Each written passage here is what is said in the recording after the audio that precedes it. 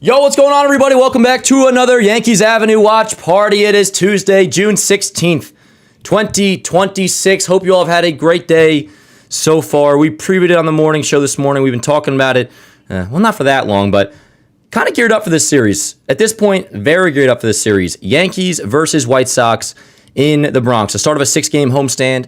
It'll be 3 against the White Sox, starting with 3 tonight. Tuesday, Wednesday, Thursday, all night games. 7:05 tonight on Yes, 7:05 Wednesday on Prime, 7:05 Thursday on Yes. And then Friday, we have the Cincinnati Reds in town. But for now, the story is what is potentially going to be a postseason preview between what is right now record-wise, and I think just pure truth, best team in the American League in the New York Yankees, versus what some are considered to be the second best team in the American League, the Chicago White Sox.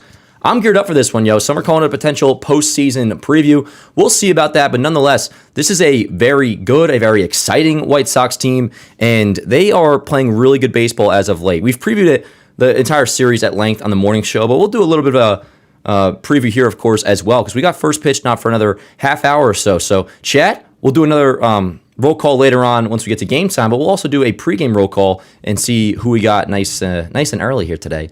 But yeah, hope you all had a great day so far. Let's get into our preview. But of course, as always, click like on the stream. Subscribe if you're new. We'll be live for every single one of these games this series. I think we'll also be live for at least 2 of the Red series. But yo, first things first, let's do a little roll call in the chat. Fire me up. Fire me up already. You guys are hyped. We got Steven, we got Joseph, we got Dom, we got Legend Low-Key. I assume it's Low-Key. Or just Loke, Legend Loke.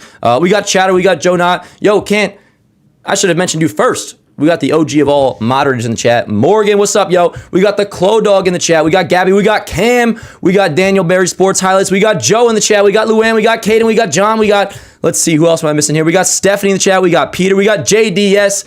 And JDS, of course, is calling for somebody to be thrown at.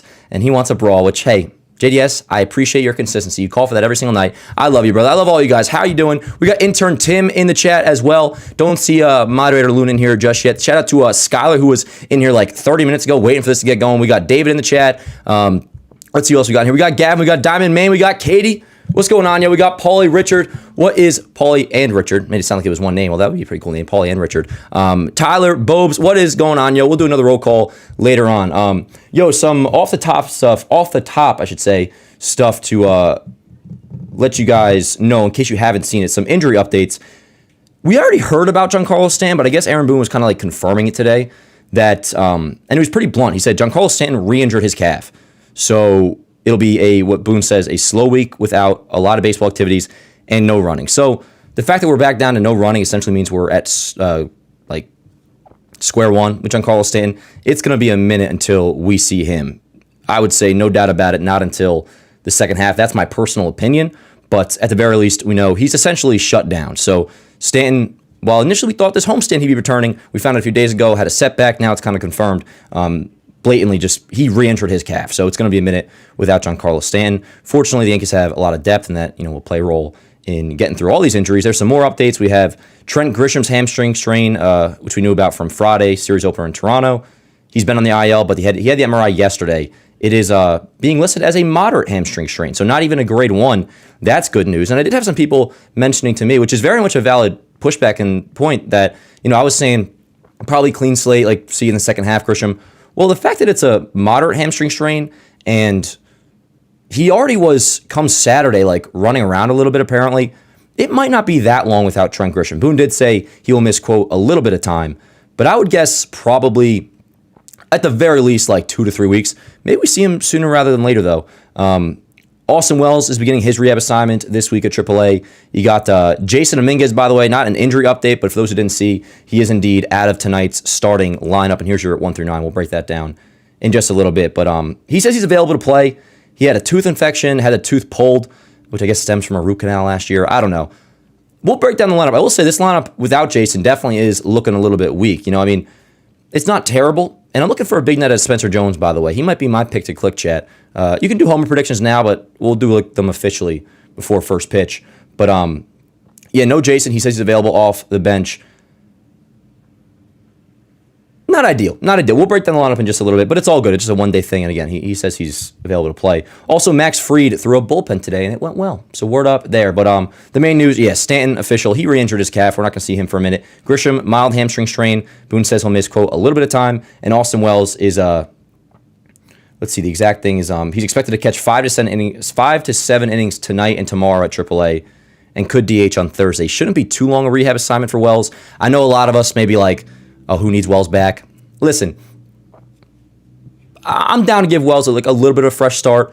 We've talked about it a lot by now, so we're not going to discuss the whole thing, but he's been like another level of bad that I wouldn't be shocked if maybe the head injury wasn't a head injury. He can clear for concussion and cervical headaches, whatever it may be. I would be shocked if Wells was a little bit messed up in the head, and that's why he's been so bad.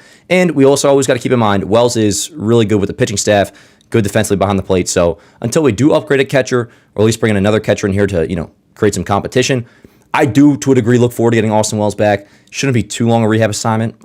Anyways, there's your injury updates. Since we have the lineup screen up here, let's just go through this. Rice, Bellinger, Goldschmidt, Jazz, Jones, Caballero, McMahon, Escara, Volpe is the Yankees 1 through 9. Now, of course, with Jason, it was said earlier on Talking Yanks that it was on the table he would be out of tonight's starting lineup. Now, we know he's out of tonight's starting lineup. So with that, same with, when we were facing a lefty the other day and there was no Spencer Jones, this means if one of the two, Jones or Jason's, not playing with these injuries that we have, it basically means Caballero or Schumann will be in right field. Today it is Caballero, so you have Volpe at shortstop. And credit where it's due. Always got to give credit where it's due, so that way we're fair. Volpe was good on Sunday. Volpe had a damn good game. 2 big RBI singles, one of which was a go-ahead hit at the time. And he'll be playing shortstop tonight, batting 9th. I'm very curious how his at-bats will look against Davis Martin, who we'll preview him in just a second. That's the White Sox starter. We talked about it this morning in the morning show. The White Sox are off to a great start. They're like the most exciting story in baseball so far this year. Let me pull this screen back up, which we had in the morning show this morning. But the main story of their great season that they're having is their offense. They have the 3rd highest OPS team-wise in the American League. We have the 1st, no big deal. But their lineup is really good. And they're obviously without Munetaka Murakami, who's been sidelined with a hamstring strain since the end of May. We're obviously, without Aaron Judge. Both teams, without their respective star, are playing very well. The White Sox, however, their pitching staff, well, it has some bright spots, and their bullpen does have a decent amount of names. Their pitching, that's definitely, the facet of their team that is lacking. Not in regards to tonight's starter, which is Davis Martin. 9-2 record, 2.41 ERA, right-handed pitcher. He's headed for the All-Star team. He has been absolutely terrific. One of the best starters in the American League. He'll go up against Garrett Cole, who's looking to bounce back. Which one should we preview here first? Let's talk a little bit of Garrett Cole because obviously always got to mention this right out the gate. Nothing to be worried about with Cole, but 2 pretty rough starts in a row, 2 of which were very different, although they came against the same team in the Cleveland Guardians. Last time out, maybe I made the joke this morning, but dad bod Cole, it's kind of hot out. Maybe he said it himself to his own admission that he was exhausted in the last start. Also, it was just kind of a funky outing in Cleveland. The start prior, however, he kind of just got hit. There was a few homers given up by Cole. This was back in the stadium, Jose Ramirez being one of them. 2 consecutive outings where Cole was not good. And, that's fine. That happens. His first 2 starts, however, he was terrific. As we know, he came back against, this right here is his 2nd start against Kansas City, struck out 10 batters. He was terrific. First start against Tampa Bay, we know, not too many strikeouts, but through 6 scoreless. So we've had 2 great starts and 2 not so great starts from Garrett Cole. Tonight, he's back in the Bronx. And, as we mentioned, it's a big series and an exciting series. And, I'm looking forward to Garrett Cole bouncing back tonight. I'm not worried about him whatsoever, but I'm kind of just looking forward to him bouncing back, I guess, is my takeaway going into tonight's start. Davis Martin, from what I read, and again, I listened to 2 White Sox podcasts yesterday, did enough research to where I think I have a decent grip on the vibes of their team, what the fan base is saying, the White Sox fans are saying. I read their Reddit page. Apparently, Davis Martin totally reworked his mechanics. He's got a 6-pitch mix, and just watching him throw right here. Granted, these are his highlights, so it's all the good stuff. But that's mostly all it's been. Good stuff. 9-2 record, 2.41 ERA. This dude is nasty again. He's no doubt about it headed for the All-Star game this year. He will be our toughest task in this series against Chicago. Game 2 is the left-hander Anthony Kay which some may remember. He was a former Mets prospect traded to the Blue Jays way back when in 2019 for Marcus Stroman. He's a lefty. Yankees have been like kind of far and away the best team in baseball offensively against left-handed pitching. Part of that stat does come with, when we had Aaron Judge, but we know there's a lot of guys on our team that still, like Goldschmidt, Rosario, are really good. Bellinger, really good against left-handed pitching. He'll go tomorrow in Game 2. Anthony Kay will against Carlos Rodon.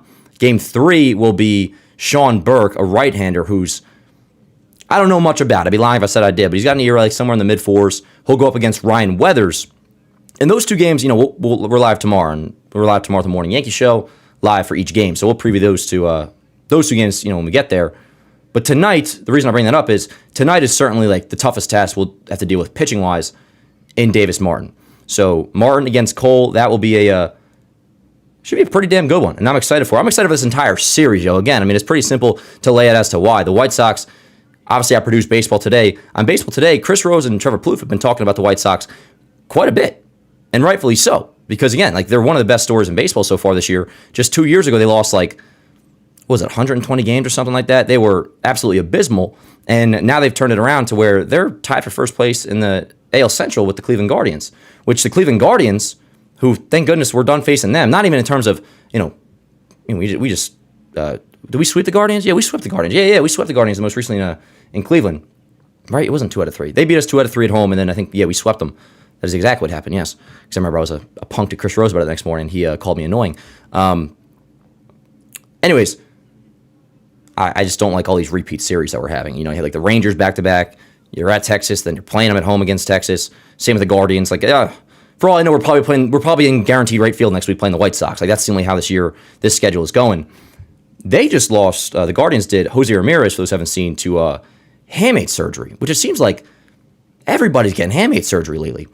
Nonetheless, the White Sox are tied for first place in the AL Central. They're the best story in baseball, and here's what I said on the morning show about this. I'm giving them their respect, and I'm down to play the whole game. Not even the game. I don't want to talk about it like I do with the Rays, where I'll play along. No, the White Sox are an awesome team. Their lineup is legit. Second best team in the AL. Word up. If not, maybe the third. They're one of the better teams. No matter where you put them, there is a gap. There is absolutely a gap. Tonight, though, as we mentioned, is going to be the toughest game because you're facing Davis Martin. So we'll see how the Yankees do against him. Again, tonight's lineup, and we'll get to the White Sox lineup in just a minute. Without Jason, it does look a little bit thinner. No doubt about it, and that's obvious. I'm very much paying attention to Spencer Jones tonight. I want him to have himself a game. Now, he's looked a lot better in his second stint since coming back from, when Judge went on the IL. He's looked a lot better. Just going off of memory, eye test or whatever. The last couple games seemingly have been a little bit quiet, but he also is strictly just playing against right-handers. And it seems like that's going to continue to be the case. So I probably would assume tomorrow we won't see Spencer Jones in the lineup. You'll probably have another day of, and this was, I'm sure, initially planned, where Wednesday against the left-hander Anthony Kay, Volpe will be at shortstop, Caballero will be in right. Now, obviously, that's the case tonight. I would assume, just like we saw the first 2 games in Toronto, had Jason not had his tooth pulled, if you were starting today, you'd have Jason right, Jones in center, Caballero at short, Volpe on the bench. Obviously, Jason's not playing, so that switches things up a little bit. So at the very least, we got Volpe starting at short tonight. I'm sure he'll be starting at short tomorrow. And again, he was good on Sunday, so credit where it's due. But Yankees 1-9 tonight. Without Jason, does feel a little bit thinner. We'll see how they do against Davis Martin. Going to be a tall task, but I'm looking forward to it. Now, obviously, it should also be a tall task for this White Sox lineup, who, again, has been very good. Third best OPS as a team in the American League. Should be a tall task for them, too, going up against Garrett Cole, at least a Garrett Cole that we are well aware of who he is, and the first 2 starts that we saw. Still, we're in the period of, that time of, he's coming back from Tommy John. So you got to be patient with him. And that's what we're in the process of doing. The last 2 starts, he wasn't great. And we're cool with that. First 2 starts, he was awesome. That's very uncharacteristic of what a pitcher coming back from TJ usually does. Usually it's a long process of adjustment, struggling. Tonight, though, back in the Bronx, I think, honestly, a big reason for his last start was just, it was hot. He appeared gassed. Face was beat red like a tomato. And his first start against Cleveland at the stadium, which was his 3rd start overall, I don't think he looked really all that bad. And there were some pitches that, were hit that weren't brutal on Cole's end. So, back in the Bronx, Cole is very smart. We know that. So, adjustments will be made. I trust Garrett Cole. That doesn't even need to be said. Anyways, White Sox lineup. Sam Antonocci. Miguel Vargas, who has been unreal. Now, on the morning show, I made the thumbnail, and there's a badass pic of Miguel Vargas in the the Reds. Me and the Clodo were talking last night. Are those the White Sox City Connects? Because if so, that's the number one City Connect in baseball. The red, like the Bulls jersey that they've been wearing. There's a cool pic. I'm like, I don't want to use it unless Miguel Vargas is like still on the team. Oh, he's still on the team. Miguel Vargas has been incredible. Go look at his stats. I don't have it exactly offhand here. I mean, I can pull him up actually real quick because I have the good old iPad right here. Miguel Vargas, who obviously, we'll remember from... Actually, no, never mind. I was about to say he was on Kansas City. That's a lie. He was, I think I was confusing him with somebody on the... I was confusing him with... he's on the Mets now. His face. Melendez. I was confusing Miguel Vargas with Michael Melendez. Anyways, he used to be a former top prospect, I believe, right? So yeah, honestly, I had the whole thing confused, I guess, but he did struggle for a few years. Anyways, nonetheless, he has an 860 OPS with 16 home runs. So let me walk that back a little bit. I genuinely believe I was like confusing him with MJ Melendez when I was looking into like, oh wow, Miguel Vargas is doing what? I think this guy was actually supposed to be pretty good. Anyways, I'm rambling. Antonocci, Vargas, Benintendi, a couple familiar faces we'll see in the series, Benintendi being one of them. Antonocci, Vargas, Benintendi, Montgomery, Colson Montgomery batting fourth, Braden Montgomery batting fifth. Of course, they just called up one of the top prospects in baseball. He's played 5 games. He's been good. Chase Madroth, I think that's how you say it. Chase Madroth, something like that. God, that makes me feel like I'm bringing back my stutter from when I was a kid. Jacob Gonzalez, Tristan Peters, Drew Romo. I don't know much about these guys individually. I do remember the stat from this morning when I looked into it. They have 6 qualified hitters with an OPS above 750. And that's really, the bottom line to really know with this White Sox team. Their offense is legit. Even without Munetaka Murakami, very much like a potent lineup. And that's who Garrett Cole will be going up against tonight. So, yeah, I'm pumped for this series. Again, do I like playing into the whole like postseason preview type vibe? I do. I like getting geared up for a series, especially now that the Knicks are done. Parade on Thursday, word up. Everybody who's going, have a good time and continue to celebrate that for the rest of your life. But we're now in baseball season, and I'm stoked for it. And a series like this, you wouldn't anticipate getting all geared up for Yankees White Sox in June. Well, I find myself more excited for this series than I have been many other series that we've played well into this year already. Yankees versus White Sox in the Bronx. Again, they're tied for first place in the AL Central. I did have the records. I hope I didn't say it out loud this morning on the morning show. I accidentally had a typo of the White Sox record being 38-22. No, they're 38-32. But nonetheless, they've won 11 of the last 15. They are the hottest team in baseball. They just took a series against the Braves. They just took a series against the Dodgers. By the way, speaking of the Dodgers, the Rays are playing the Dodgers. They're in the midst of I think it's a 3-game set. I assume it's a 3-game set. But they lost last night, so we enter play tonight a game and a half ahead of them with sole possession of first place in the American League East. You guys know how I feel. I always said, like, if there were to be a team, like, gun in my head that I was worried about, it'd be, all right, I'm way more concerned about the Blue Jays long-term in the East than I am the Rays. I bring that up for 2 reasons. One, I think we'll be in first place in the American League East. This is just my prediction. Obviously, I'm not saying this in like a cocky punk way, or maybe I am, I don't know. The Yankees will be in first place for the remainder of the season in the American League East. Now, we want way more than that. We want the 1 seed in the AL. We want the best record in all of baseball because of postseason seeding, obviously. But the Rays continue to fall back down to earth. I do still think they'll probably make the playoffs. But they were never, in my opinion, now obviously this could change. Like, this isn't set in stone, but just the way I feel and have felt, remember I posted like a month back, the Yankees will win the AL East by 5.5 games. And that was when we were down 3 games to the Rays. But also, too, now we're at June 16th, and we just took 2 out of 3 from Toronto. We talked about in the morning show how important of a series victory that was. And while it's cliche to say, very much a statement victory for the Yankees in Toronto. By this point last year, the Blue Jays had started to turn it around. So every time, and rightfully so, the Blue Jays off to a rough start, I'd be like, well, they got off to a rough start last year. Well, by this time last year, middle of June, like, they were starting to get going. Like, by a lot at this point. I mean, they were really starting to turn it up. I think by this point, we were already starting to struggle against them in Toronto. So, sooner or later, not that they're going to be out of it because the AL is so thin. And I think I don't know, like, maybe you guys let me know, like, who do you think?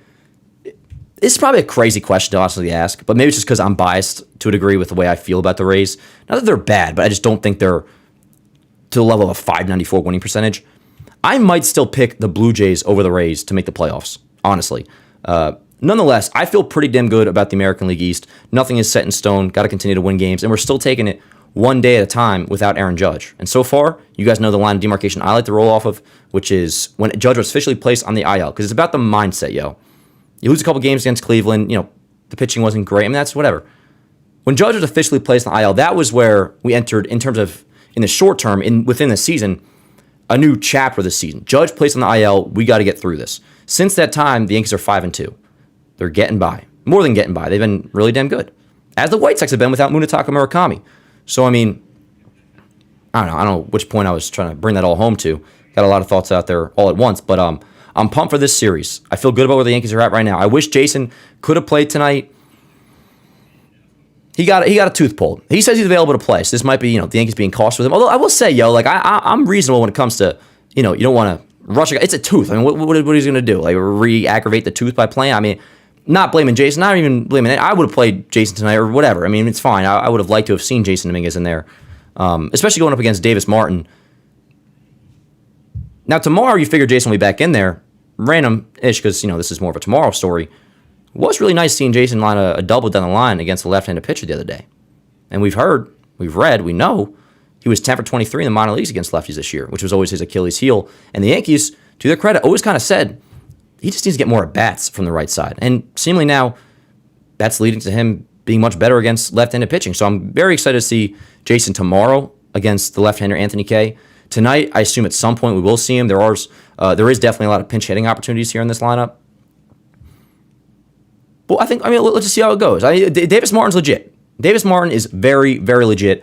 And again, he is definitely our toughest task in this series because he's just been one of the best starters in baseball. Fortunately, and this is something we'll talk about for the rest of the year, whether it's going up against Davis Martin or talking about a potential postseason preview of Yankees-Dodgers, Yankees-Braves, no matter how good an opposing starter is, not every single time, because, in the regular season, there's a game we'll have Ryan Weathers, like whatever. And I don't think Weathers is bad, but he's clearly our worst starter right now. But like Garrett Cole kind of, you would like to think, cancels that out. And I think about that with, if we were to rematch with the Dodgers, and I match up with their, all right, Yamamoto, he's great. Well, so is Cam Schlittler, cancels out. Garrett Cole, he's great. Well, so is Shohei Ohtani, cancels out. That's kind of the way I look at it, and that's how I'm looking at it tonight with Davis Martin. He might throw up some zeros tonight. Garrett Cole, ideally, will throw up some zeros as well. So I'm pumped for this series. I'm stoked. I'm ready to go. And, we got first pitch in about 10 minutes or so. Let me do another roll call in the chat. Maybe drop some score predictions in here. Go ahead and, homer predictions, whatever you got. I like homer predictions. Score predictions are kind of lame, in my opinion. I'm going with the Yankees win. And we were saying it this morning, with all respect shown to the White Sox and what they've done, from a rooting aspect, and this is obvious, but I never call for a sweep. This is me just stating the obvious, but I would love to kind of just lay down the law a little bit. It's like, you guys have had a great season. You're going to have a great season. You're an awesome team. There is a gap. The Yankees are better. The Yankees are the best team in the American League as far as I'm concerned. I would love just to be like, let's sweep. Let's sweep. I'm going with Spencer Jones homer in 2. I'm with you. Again, that's manifestation, prediction. That's also kind of like, without Jason, we might need a little something from you, Jones. And he's been really good in his second stint. Well, at least a lot better. Last few games seemingly a little bit quiet, but he also isn't really playing against lefties. Tonight, Davis Martin's a righty. I want something out of Spencer Jones. Joe, I'm with you. Joe's going for a McMahon home run tonight. And chances are, Joe, if McMahon goes deep, it'll probably be in a clutch situation because that's just what he does. Legend Loki is saying 9-4 Yanks, 2 Jones homers. Down for that. John Miller saying 8-0 Yanks, Jones homers again. What's up, Nick? How you doing, yo? I remember you. Long time no see. We got Couch Coach Tommy. Jones hasn't done anything for me so far. I was talking with Beef today, and he's done stuff for me. We were saying, at the very least, he hasn't hurt his trade value in the second stint. If anything, I think it's gone up. How will that age, though? In 2 weeks, is Jones going to be hitting 180? I do think the at-bats look a lot better, and, his swing does look, I don't want to say more composed, but even with, we saw that 2-strike, he took 2 big swings in Cleveland. Goes down 0-2. I think it was against Cade Smith. And then down 0-2, he lines an opposite field single against the shift. Even though the swing is still very large and very big, I think it does look a little bit cleaner. It looks a little smarter, if that makes sense. I'm not a hitting coach. Dan, can you put some of the winning lottery numbers tonight? I can't keep doing this work thing, man. Hey, Wendy's, bro, I feel you. Yo, we got a few McMahon homer picks tonight. So I'm going with Spencer Jones. It seems like a lot of us are going with Spencer Jones. A lot of people in the chat are also going with Ryan McMahon as well. Free Hunter says, what do you think of Waldo coming up potentially? It would have to be an injury because they're not going to send Volpe down for Waldo. Although Waldo has been hitting better as of late. Speaking of Volt, intern Tim has Volpe going deep tonight. And it is very early for Jones. Cam has Jazz going deep tonight. I like that pick, Cam. I feel like if Jazz is going to go deep tonight, it's going to be a bomb. And, against a guy like Davis Martin, the big fly might be our best shot. So, what's the word with the hater rumors? I haven't heard nothing about that. Now, the Astros have been terrible, so maybe they are going to sell. I don't know. But let's see. Just making... My phone's on Do Not Disturb, so I had to make sure there wasn't any, rumors I didn't see. But, anyways, yeah, dude, can't gloss over the fact Ben Rice, huge homer, of course, on Sunday. Go-ahead two-run shot in the 9th. So a lot of you guys are picking Jazz to go deep. A lot of you are picking Spencer Jones. I'm picking Jones to go deep. McMahon getting chosen as well. Ben Rice, also not a bad pick either. Belly, Sanjay left foot. I wasn't saying your name right. I think I'm mispronouncing it, but says Belly's going to have a big game. He is at home, and that is a great point. Cody Bellinger has been terrific at home all season long. Really has always been great in Yankee Stadium, this year especially. And in this case, I guess that's a good thing. And he's had some success as of late, or at least better success since a few weeks ago on the road. But the splits, as we know, are very stark this year, even more than last year. It's like elite at home, kind of bad on the road. But yeah, no, I like that pick. Yanks lineup: Rice, Bellinger, Goldschmidt, Jazz, Jones, Caballero, McMahon, Escara, Volpe. White Sox lineup: let me do this slower so I don't mispronounce names. Antonacci, Vargas, Benintendi, Colson Montgomery, Braden Montgomery, Chase Mydroth, I believe is how you say that, Jacob Gonzalez, Tristan Peters, Drew Romo. Tristan Peters, too, I don't know much about him besides just looking at stats. Tristan Peters has been really good. And just to go down the White Sox starting 9, OPS, by the way, we'll get the game going on here soon. We got 5 minutes till first pitch. So I got to start getting the OPSs back on the box score, by the way. Maybe I'll make that change. But just reading through them, 1 through 9, starting with Antonacci. OPS, I'm reading through the OPSs 1 through 9. 760, 860, 704, which is Benintendi. Although he went deep off Sasaki the other day. Let's start again. 760, 860, 704, 801, 826, 753, 639, that's Jacob Gonzalez. Tristan Peters, 804, and then Drew Romo, the catcher, 639. So a lot of 800 OPSs in there. A lot of above 750 OPSs in there. Again, 6 qualified hitters with an OPS above 750 this White Sox lineup has. So here's the point before we just wrap it all up. I think you guys get it by now. This team has a damn good lineup. Pitching, overall, not great, but tonight's starting pitcher in Davis Martin, he is great. But you see the season-by-season comparison there. Yanks lead the American League with a 3.32 ERA. White Sox more so towards the middle of the pack with a 4.29. The White Sox can hit, though. Damn right they can hit. By the way, one of the OPSs, of course, I mentioned is what's his name? Braden Montgomery, the prospect that was called up. That's only 5 games, but he's been good. He's been good. Also, by the way, rocking a brand new shirt. You can get a link in bio. Pretty sick. Shout out to the Trish dog. She designed this. This isn't a Chloe vehicle.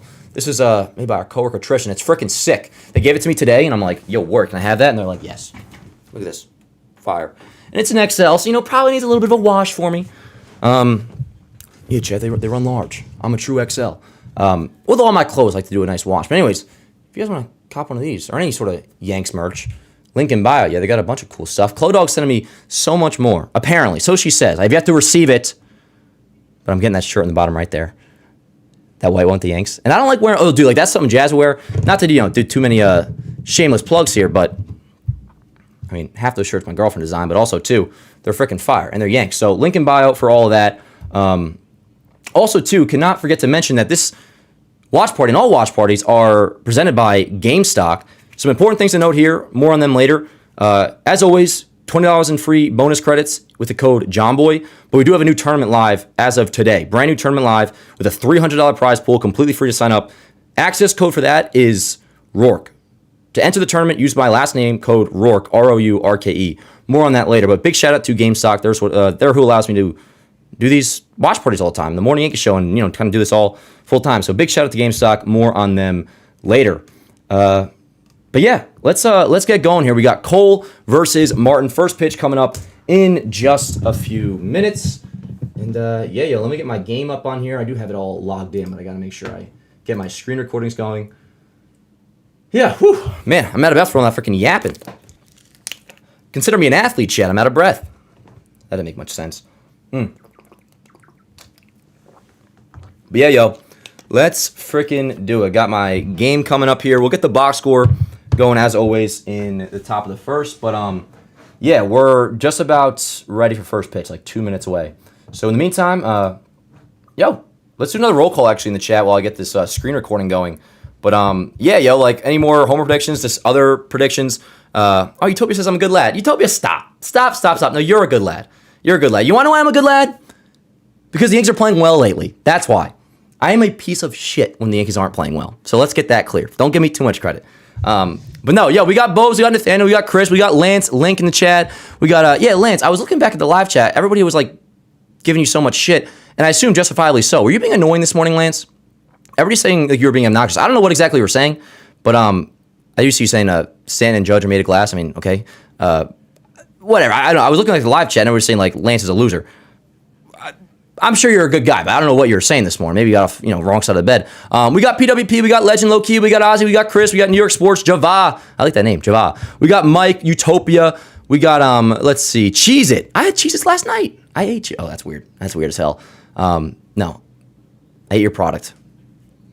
You're a bunch of freaks, chat. Boston Strong. Hey, what's up, yo? Show us the game. I can't. I be throwing the slammer, bro. Shout out to Morgan in the chat. Shout out to Luna, intern Tim. What's up, Dylan? How you doing, yo? What's up, Joseph? Wendy's Tacos. How we doing, yo? All right, let me get my screen recording going because it is about time for baseball. Let's see. Get this going. All right, I think we got one more commercial break, chat. One more commercial break on Yes's end of things. Hi, Meredith.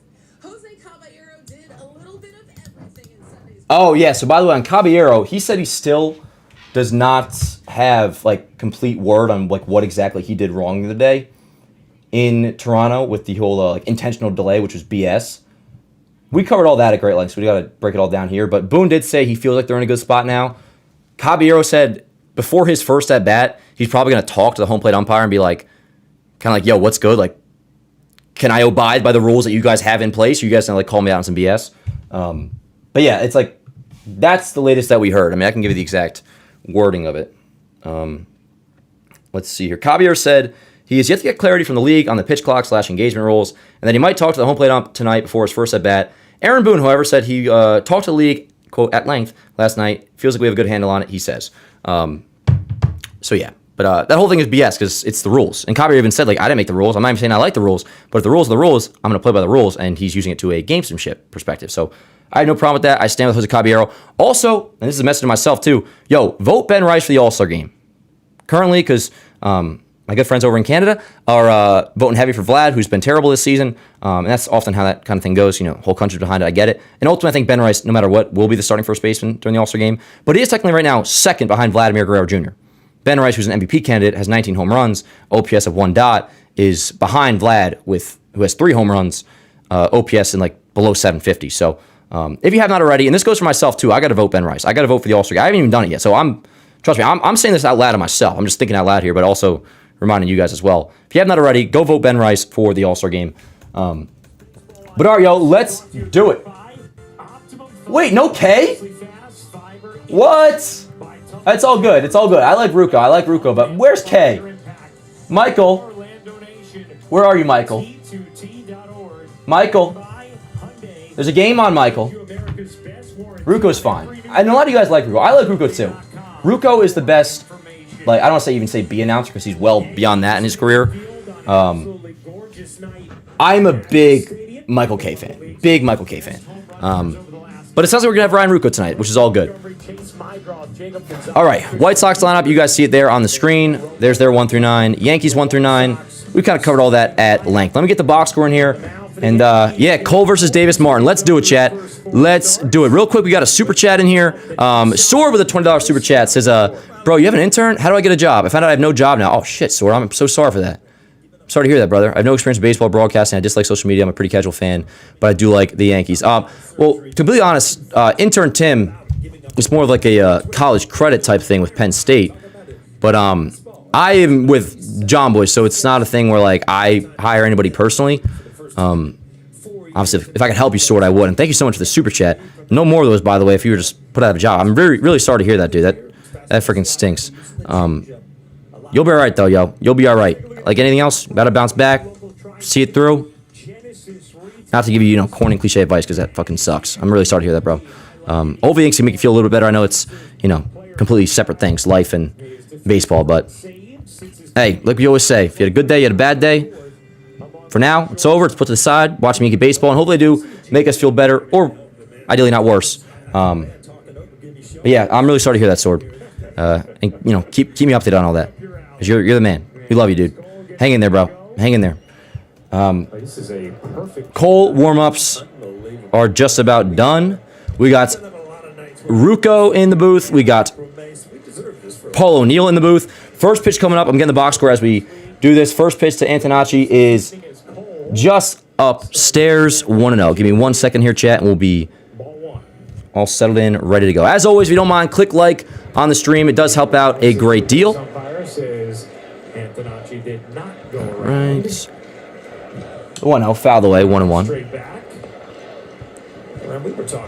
Yankees come into play at 43-27, 1.5 game lead in the American League East. The Yankees' 1.5 game lead is over the Rays in the East. The White Sox come in tied for first place in the AL Central at 38-32. Swing and a miss, 96 by Antonacci, 1-2. Almost there with the box score. Bear with me, chat. For those new around here, this always just takes a minute, and then we're settled in here. For Yankees versus White Sox in the Bronx. All 3 night games. The 1-2 upstairs, another fastball, 97, 2-2. And then, Chad, I'll pull you guys right up after I have all this situated. Every once in a while, we'd help you out here. Right. That was not my intention. Hitting to the plate. Bang. All right, I think we're good to go. The 2-2. Line in the center field. Hopefully that stays up, and indeed it will. For Spencer Jones, lines it out to center field. Jones makes a catch, 1 away. All right, Chad, everything looked good, sound good. We got our box score. Let me freaking fix the hair a little bit. I'm starting to perspire. All right, I think we're good. How's everything look, Chad? We looking good? Sounding good? Ready to watch some ball? Word up, let's do it. Let's do it. Hope you all had a great day. Again, if not, now it's just time for Yankee baseball. You're going to Argentina in August, Utopia? That's sick. First pitch swinging, Vargas pops it up. Jazz makes a catch. 6 pitches, 2 outs for Cole. Here in the first. The White Sox have really turned it around as organizations. Yeah, you get 1 homer pick. 1 homer pick per person. I'm going with Jones. Here's your lineup if you haven't seen it yet. Real quick. Rice, Bellinger, Goldschmidt, Jazz, Jones, Caballero, McMahon, Escar, Volpe. No Jason because he had a tooth pull today. Because he had a tooth infection. Which is the same thing that I had game 1 of the World Series. And I still watched, Chad. I still watched. I didn't take the day off. Dude, I got beat up that postseason, yo. I had to get a tooth pulled. That was the last time I think I was actually like in tears, yo. I just called my dad up that night. Not that he could do anything. I was in Hoboken. He was down south. We got an 0-1 count on Benintendi, by the way. And I was like, I'm just in so much pain. Ended up going to the hospital. Had to get a tooth pulled. That was game 1 of the World Series. Game 1 of LDS. Remember, I banged my head into that ladder just walking. It was all bloody. Had to get like tested for concussion. And the lady was like, we have a ball and a strike on Benintendi. The lady was like, oh, you're fine. You don't have a concussion. You just probably try to avoid drinks. And I'm like, ma'am, it's the playoffs. I can't do that. She's like, you're fine. Go get some surfs. I'm like, yes, ma'am. Go Yanks. 1-2 count on Benintendi. In the 4th year of a 4-year deal he signed after he was with the Yankees for half a year, but really just 3 weeks. Because he, speaking of handmade injuries, he had his handmade injury with us just as he was getting going in 2022. Just underway here in the Bronx. No score, top of the first, 1-2 count. High fly ball, decently hit by Benintendi. Cole looks away in disgust, means it's probably going to get out of here, and indeed it will.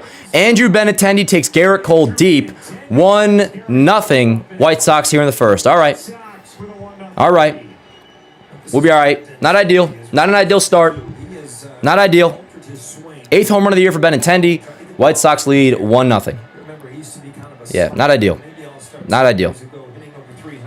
So Benintendi now at 240 average-wise with a 724 OPS. Yeah, that was kind of a middle pitch. It'll be a ball game, all right, Nathan. It'll be a ball game. Let's do it. Let's do it. 1-0 White Sox. Like we always say, if you're going to win the game, you got to score at least 1 anyway. So you're absolutely right, Bobes. That was not a good 1-2 pitch. That was very much just a middle fastball.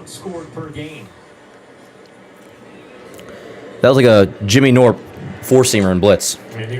You got no choice but to crush it. You know what I'm saying? I'm just kidding. Anyways, 1-0 Sox, White Sox. 2 outs, 1-0 count on Colson Montgomery. 801 OPS for Montgomery, 17 home runs. He lifts one to right field. That's more of a, I won't say can of corn, but I mean, coming in is Caballero. He makes a catch, inning over. All right, so the White Sox do get on the board. Solo shot in the first by Andrew Benintendi. We're all good. 1-0 they lead. And here we go to the bottom of the first against Davis Martin. Again, we've already previewed Martin at great length, but he is one of the best starters in the AL so far this year. He's been terrific. 9-2 record with a 2.41 ERA. Having a career year, headed for the All-Star game. He's been absolutely terrific. So, toughest pitcher the Yankees will go up against in this series is tonight, Davis Martin, and we'll see how they do. Yeah, I can't imagine Cole was too happy with that, yo. I mean, that was not a good pitch. But, hey, it's all good. It's all good. 1-0 White Sox. Let's see what we got here in the bottom of the first. Let me get the box score up on here. Anyways, what'd you all do today, chat? Fill me in. How was everybody's day? Did y'all have I keep thinking today's Monday, but it's not. It's Tuesday. But I think it's a Monday because we didn't play yesterday, so it's like, it feels like the start of the week.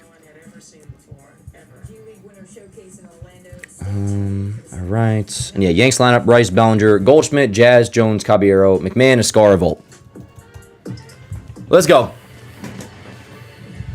Well, the White Sox put up one at the top of the first off of Garrett Cole on the Andrew Benintendi solo home run. Let's take a look at the Yankees starting lineup. Ben Rice will lead it off. Look at that. Third on Sunday. That was his third career game-winning home run in the ninth inning or later for Ben Rice on Sunday. Rice comes in hitting 293 with a 998 OPS, 19 home runs. So Rice, Bellinger, Goldschmidt. Let's go. Let's go, Chad. How we doing? Got my new road jersey finally. Like road Yankees jersey, Brian? Word up. What players you get? Yeah, not ideal, Joseph, but we move on. We move on. We move on. My day was good, though. What's up, Luna?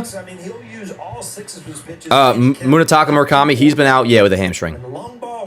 Might be the worst lineup of the year. Truth? Possibly. Let's see what we got. Rice rips one foul, 0-1. But, we said it before. No Jason really makes this lineup feel thinner, no doubt. Dan, what do you watch the game on? I don't hear games so far ahead of mine on Gotham. So I watch on MLB TV. And usually a VPN will work with MLB TV. One downside of Gotham is it is a little bit behind. Now, what you can also do, Wendy, is you can just pause my stream to like sync it up. I got a 1-1 count on Rice. He's digging in the box. I'll snap my fingers when the pitch is about to hit the catcher's glove on the 1-1. Now it's a 2-1 count. So yeah, if you can sync it up. What up, Ant-Man? Glad to have you here, bro. Everybody give a nice big welcome to Ant-Man in the chat. He's a new sub. Hell yeah. Appreciate you, brother. Good to have you. Let's go, Yanks. It'll be a 2-1 on the leadoff hitter, Rice. Down low, but called a strike. No challenge. That was not a strike as far as I'm concerned. Let me see a replay. Earlier today said they're probably going to be a little bit longer. He's moving. Do my own replay. So that was a ball, but it was called a strike. So 2 balls, 2 strikes, no challenge. Jason Dominguez not starting tonight because of a pulled tooth. And then a tooth pulled on a day. Hell yeah. Welcome, Ant-Man. Huge. I'll try the VPN with MLB TV. Yeah, that's what I used to always do, Wendy. That's what I used to always do. Why did it get infected? Did you have a cavity? But that's what and still, we'll do. Baseball, Susan. Apparently, yeah. That's what we heard. When I need to. 2-2 to Rice. Nope. 3-2. Oh yeah. During the games the other day. Rays, Dodgers. By the way, that's out west, so that won't start until 10. Yeah. For those who haven't seen, Jason's out of the lineup because he had a tooth pulled today. He had a tooth infection. Ah, come on, Rice. You're good. You're good. You're good. That's Rice. I think that's the only thing that kind of irritates me about Rourke a little bit. It's like, yes, Rice just struck out. Why are we like dying laughing? It's all good though. 1 up, 1 down. Rice down, swinging, and that'll bring up the 2-hitter today, Cody Bellinger. But yeah, some other injury updates real quick for those who haven't seen. Stanton, don't know when we're going to see him. It's official. He had a setback in his calf. He's not even going to be running this week, so he's back to square one. Grisham, MRI came back, mild hamstring strain, so that's good news. So not even a grade 1. As Bellinger lifts it to left field, can of corn, 2 away. So 2 outs in 7 pitches for Martin, and that'll bring up Goldschmidt. Austin Wells beginning his rehab assignment tonight in AAA. He'll catch 5 to 7 innings tonight and tomorrow. Probably going to DH, it sounds like, on Thursday down there as well. And then it should be a pretty quick rehab assignment for Austin Wells, so we'll see him soon. Max Fried threw a bullpen today. Probably looking at a early second half return for him in July, mid-July. 0-1 on Goldschmidt. I hate swinging at the first pitch so much. But when it doesn't work out, Cam, yeah, I'm with you. And definitely, Joseph, that's the thing. Like, we got to make sure we do make Martin work. Now, always something to keep in mind. For the regulars, you know, we always talk about this, but the Yankees' first time through sometimes won't look great, whether it's a good pitcher or not. And then second time through, once they really figure out their approach, that's often when they do indeed strike. So, you know, around here, we always save any negativity until at least the sixth inning, but especially even for my own brain, which, yes, does lead optimistic. First time through, it seems like the Yankees are really figuring out their approach, and then comes second start. Yeah, he had a full count on Rice, then he struck out, and then Bellinger first pitch swinging. We got an 0-2 on Goldschmidt. Swing and a miss. So a quick and efficient inning for Davis Martin. He goes 1-2-3 in the bottom of the first on what was that, 10 pitches? 10 pitches. I know, Pooks, I know. Dude, I wish I could do something for you guys. Trust me, if I could show you guys the game, I mean, if I could show you the game, then none of you would have this issue, because if they black you out on your paid subscription on WTV, they wouldn't let me, you know, show the game on YouTube. But yeah, no, I know. Smelly Band for saying our offense is bad after the sixth inning. JDS, I remember that day, and that was not what you said. Don't play around, JDS. Don't play around. You were. I don't want to say you were being irritated, because JDS, so you have a way about you that, like, no matter what you say, I think you're hilarious. So, like, word up. And I think I said, JDS, that you shouldn't have been banned, by the way. But also, you were. I remember the way you were saying it was like a little bit out of line. But it's all good. You know, this ain't no communist regime over here. My boy Mike, who like was in the chat this morning, and Morg, this is not your fault. Morg, I had your back completely, and Mike ended up understanding. My boy Mike Marquez, who's like my homie from back when I was a kid, and still my best friend, one of my best friends. He was in the chat this morning, the morning show, and he's like, "Yankees suck." And like one of like somebody you think came from like Blue Jays Twitter just being obnoxious and contributes nothing to conversation. Which you can criticize the Yankees all you want. That's not what it's about. But it's like you got to give me some nuance and actually talk, and not just be like a troll. But that was my boy Mike. He's like, "Your mod banned me, bro." I'm like, "What would you say?" He's like, "I said Yankees suck in all caps." I'm like, "Well, there you go. How is Morg supposed to know?" I'm like, "I stand with Morg." That's my bad. I got. You know what I'm gonna do, by the way? I'm gonna start checking the chat more. I think come the end of morning shows. I do not look at the chat because we do indeed. You know, we're in the chat for 3 hours every night, and the morning show is kind of like it's a show. You know, it's not so much. I mean, it's like a hangout. But you know what I mean? I want to make sure because we had a $20 super chat today from somebody that I want to shout out now, but I'm also going to shout out tomorrow on the morning show. I want to make sure I do get your guys' thoughts, because there could be some times where I'm saying some things in the morning show that, in my opinion, are absolutely correct and the right take, but your opinion is as good as mine. I want to make sure if there's any pushback on anything that you guys think I'm saying that is wrong on the morning show, like that you disagree with, I don't want it to be, you know, again, a communist regime over here or whatever you would call it.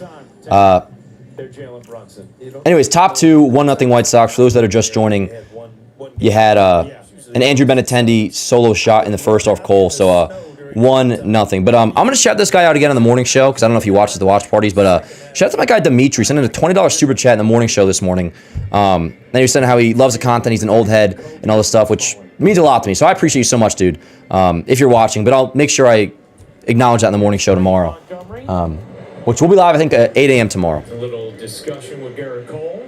1-0 White Sox, top two. First pitch to Montgomery, foul away, 0-1. On a 97-mile-an-hour four-seamer, 0-1. Montgomery made his MLB debut last Tuesday. 0-2, foul away again. Walk-off two-run homer in the game. Pretty good debut. Yeah, that doesn't happen. So yeah, Cole's velo remains in a pretty good spot since returning from TJ. Now his command, and that Benintendi pitch is an example of that. Command, not even so much in terms of walks, but just like missing on certain pitches. Like I forget who was saying it before, but it's very much true. Like that 0-2 pitch of Benintendi was a pretty bad 0-2 pitch. I mean, it was very much middle fastball, and Benintendi just smacked it. We've seen some of that with Cole lately. Now that was a pretty decent pitch. That looked like a changeup, although Yes isn't showing the score bug or the pitch on the score bug. That's another thing, yo. So this kid, so the Brady Montgomery kid, I said he had a home run already. His first home run, that was a kid that went deep for a walk-off homer in his debut. This kid right here, Brady Montgomery. Also, the White Sox catcher Kyle Teal, he's on the IL. He'll be coming back. at some point for them soon too. And all these guys were acquired, as you're seeing on the S screen if you're watching along, in the Crochet deal. So the White Sox got Braden Montgomery, Kyle Teal, Mydroth, all in the Crochet deal with Boston. The 2-2 from Cole. Popped him up. Is fouled away. Let's go, Cole. With the old style wind, Yeah. he actually had a delay. 1-0 White Sox. Kinda, every once in a What's up while with the you StatCast? You mean like not showing what kind of pitch it is, Legend? I know. back, and then you saw right after Yes, it's showing White Sox hits. peek up at the scoreboard, White Sox hits. kinda check out where my velocity is with a good four-seamer. Let me see here. Because I haven't seen pitch selection on the bug. 2-2. And Ball low, 3-2. Come on, Cole. misses. All I'm seeing is on the S score bug, where they usually would show like four-seamer 97. It's not showing that. Garrett Crochet is done forever. He's not done forever, but he's definitely The payoff. swing and a miss. Let's go. That's big. That's big. Montgomery down on strikes. Damn, I'm gonna have to pull up Baseball Savant, chat. I want to know how fast these pitches are. I'm gonna pull up Baseball Savant so we know. What is the latest on Crochet, by the way? 'Cause I know he had a setback. I don't know if you were just messing around, JDS, or Crochet's not done for the year, is he? Before ball, the velocity I mean, not that it matters to a degree, but was so I actually like Crochet. hit 100 for the first Scale to the fact that he's a Red Sox, but like I respect players that remind me of the athletes I always heard about growing up, or like when I watch The Last Dance, it's like, man, or like Cam. Cam is so refreshing because like he feels like a true killer out there. Like Max Scherzer, like Crochet feels very much like a old-fashioned pitcher, like early 2000s, late 90s type pitcher, and I respect that. Oh, yo, there's no StatCast period. Ground ball left side, Volt gobbles it up over to first, 2 away. Mydroth grounds out, 2 outs. Yeah, so, oh, by the way, Greek with a super chat. Wait a second. That was my guy before. Yo, Greek, you sent him the super chat this morning, I believe. Maybe he's not a coincidence at all. Maybe Herbie chat you up before. I did not see it this morning. I'm going to make sure I chat you on the morning show again tomorrow, too. But thank you so much for the super chat this morning, bro. I think that was you. At least I'm recognizing the profile picture. Anyways, that is indeed you. Sends in another $5 super chat. Says, hopefully the offense can pick up Cole. And Jolly has to get in the Jolly Plays video. You would crush everyone in Wii Baseball. Greek, well, 2 things to say about this. One, you're absolutely right. On the Cole thing, absolutely 100%. What's up, Meeks? Wii Baseball, I would crush. You're 100% right. In fairness to Jolly, as you have an 0-2 count on Gonzalez. In fairness to Jolly, he did schedule me to be in one, but Jolly will just schedule me to be in one without like checking my schedule first. And he did schedule it during the Yankees series finale against Cleveland in Cleveland last week. Or no, it was a couple weeks ago. It was during a Yankee day game, so I couldn't do it. But I absolutely plan on getting to a Jolly Plays video again, and I would love to play Wii Baseball. Appreciate you, brother. We got a 1-2 count on Gonzalez.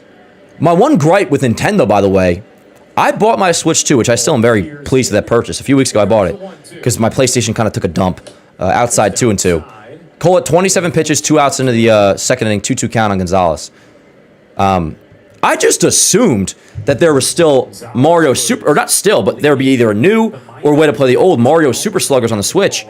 I don't know what Nintendo's doing. How is there not a brand new, or at least a game to be able to be played of Mario Super Sluggers? Because me and my brother Clayton used to always play that. And I would play as Petey Piranha. I used to call him just Plant. And Plant would throw gas and hit bombs. Petey Piranha. But I would call him Plant. Plant was a weapon. I miss playing that. But yeah, Wii Baseball, I'm so down. I'm so down. 3-2 to Gonzalez with 2 outs. Fouled away. A lot of foul balls so far. It does seem some starts that Cole is lacking a good put-away pitch. Yeah, how you doing, Meeks? Good to see you, brother.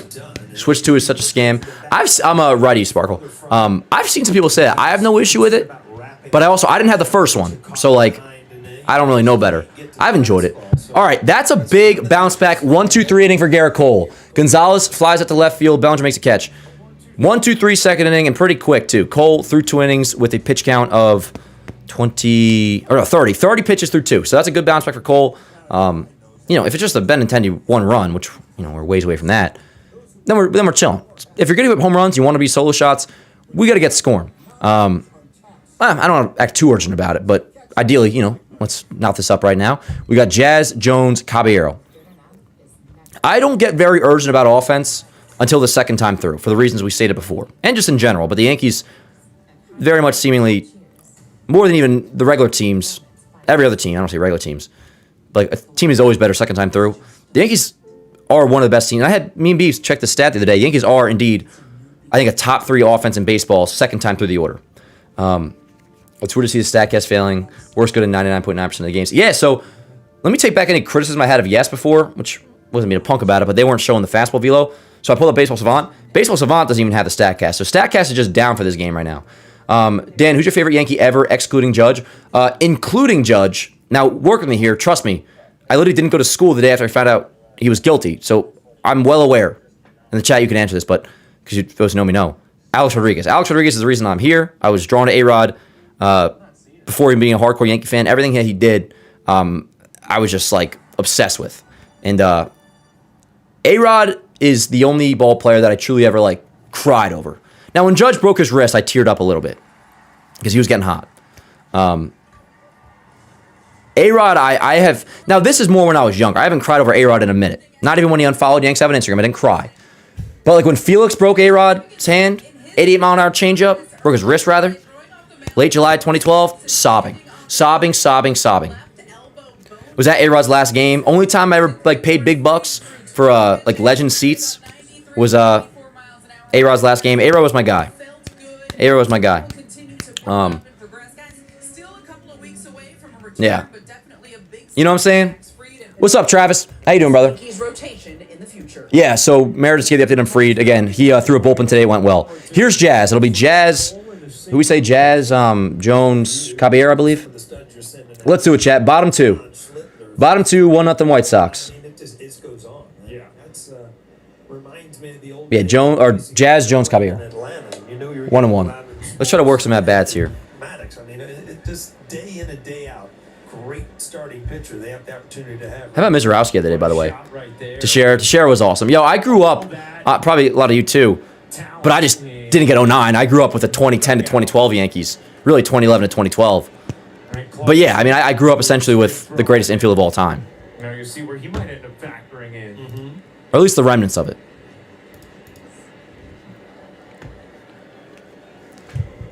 Teixeira, Cano, A-Rod, Jeter, of course. The 2-1.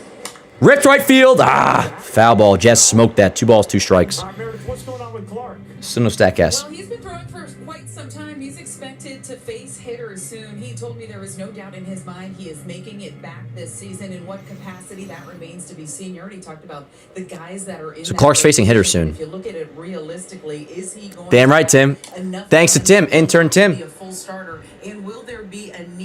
Got me an A-Rod ball for my, was that birthday? My birthday or Christmas? 2024 Yanks was a team.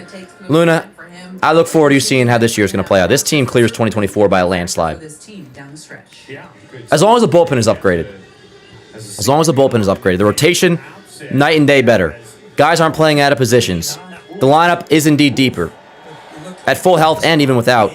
When Jason's in the lineup, I honestly think our lineup, as long as Rice keeps doing what he's doing, our lineup even without Judge and Stanton is deeper than it was in 2024. Big emphasis on if Rice keeps doing what he's doing, which I believe he will. But, like, I'm not being a punk when I say the production of Juan Soto has been replaced. Jazz fouled the ball off his foot, but he seems to be okay. He seems to be all right. Leave him or we'll never make it. His fate will be the same as ours. If I was Anakin, bro, I'd be like, excuse me? Like, no, I'm not going to leave Obi-Wan here, who's just knocked out from a little riffy raff with Dooku. Although he did get that platform dropped right on him. That was crazy. Like, leave him 11 naked. Like, no. Jazz down on strikes, 1 away. Strikeout number 2, I believe, for Davis Martin. Granderson, yo. Oh, yeah. 2011 Curtis Granderson. And 2012. Yeah, fair enough, Luna. The Dodgers were better than us in 2024, but we could have won. Absolutely. Because then it's just, it's baseball. That team was good enough to win a World Series. No doubt. It's just like Christmas because there's certain things that you only get at the major league. So here's Spencer Jones. And if I need a new pair of shoes in AAA, 1-0 count. Dick's Sporting Goods, you know? Right. You know, they show up at your locker, you get to open them up. It's one of the fun things. Swing and a miss, 1-1. 2010 Curtis Granderson is the best. Second half 2010 Curtis Granderson. Nathaniel, if I had to guess, I think you're probably thinking of 2011 Curtis Granderson. 2010 Granderson got off to a rough start. And then second half he was much better. But what's up, Nick? How you doing, brother? 2-1 on Jones. 2011 Granderson is probably what you're thinking of. That's when he hit 41 homers. Yankees regular season lineup including team batting, offensive scoring, batting average, and Spencer Jones hit one or more home runs. Plus, I think are you finishing your thought there, Friska? Outside on Jones, 3-1 on Jones. and it's 3-1. Guys, I'm just now tuning in how things look so far. It's like pretty straightforward at this point. Obviously, still very early. Now Cole just bounced back with a scoreless 1-2-3 second, but he did give up a solo shot to Benintendi with 2 outs in the first, and that's your scoring. So here's Jones, right field, well hit. That ball is deep. That ball is gone. We're tied up at 1. Jones second deck. Jones second deck. How about it? Yo, we called it. We called it. Who had Jones? Who had Jones? I know I did. I know I did. Both in manifestation and also a little bit like, yo, without Jason, we kind of need you tonight. First at bat goes deep to tie this game up at 1. Let's go. Let's go. Spencer Jones, solo shot, 1-1 game here in the Bronx. So Nick, you tuned in at a good time. Had a good time. In the pregame, we talked about Martin's Awesome. Spencer Jones, second home run of the year. You guys get the idea by now. Second deck, nuke, bomb. Now, yo, StatCast is down, so we may not have the numbers on that, but if you're not tuning along, that ball was smoked. Absolutely smoked. You know, for dramatic effect, you'd be like, that ball's high, it is far. You knew that ball was gone off the bat. Then you know I took him for 2. Yes, yo, Legend Low Key said Spencer Jones 2 home runs. Nick, you cannot leave. Nick, stay put. Not that you're going to leave anyways, but Nick, Joseph, is that right? 111 miles an hour homer? Let me get the clip up. 1-2 on Caballero. That ball was smoked. Holy shit.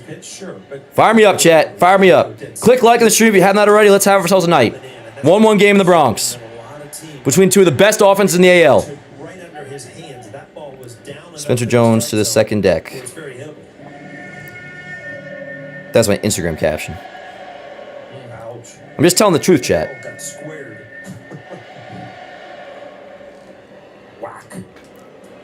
All right, that is posting. 1-2 on Caballero, outside 2-2. Fire me up. Yes. Morg, figure out a way to make sure Nick does not leave. Not that Nick would leave. Nick's a freaking real one anyways. But he is indeed our good luck charm. The second Nick pops up in the chat, he's like, what's up, guys? What'd I miss? Bang. You didn't miss that. 2-2 on Caballero. Good take. 3-2. All right. Let me get my breath here. Let me catch my breath.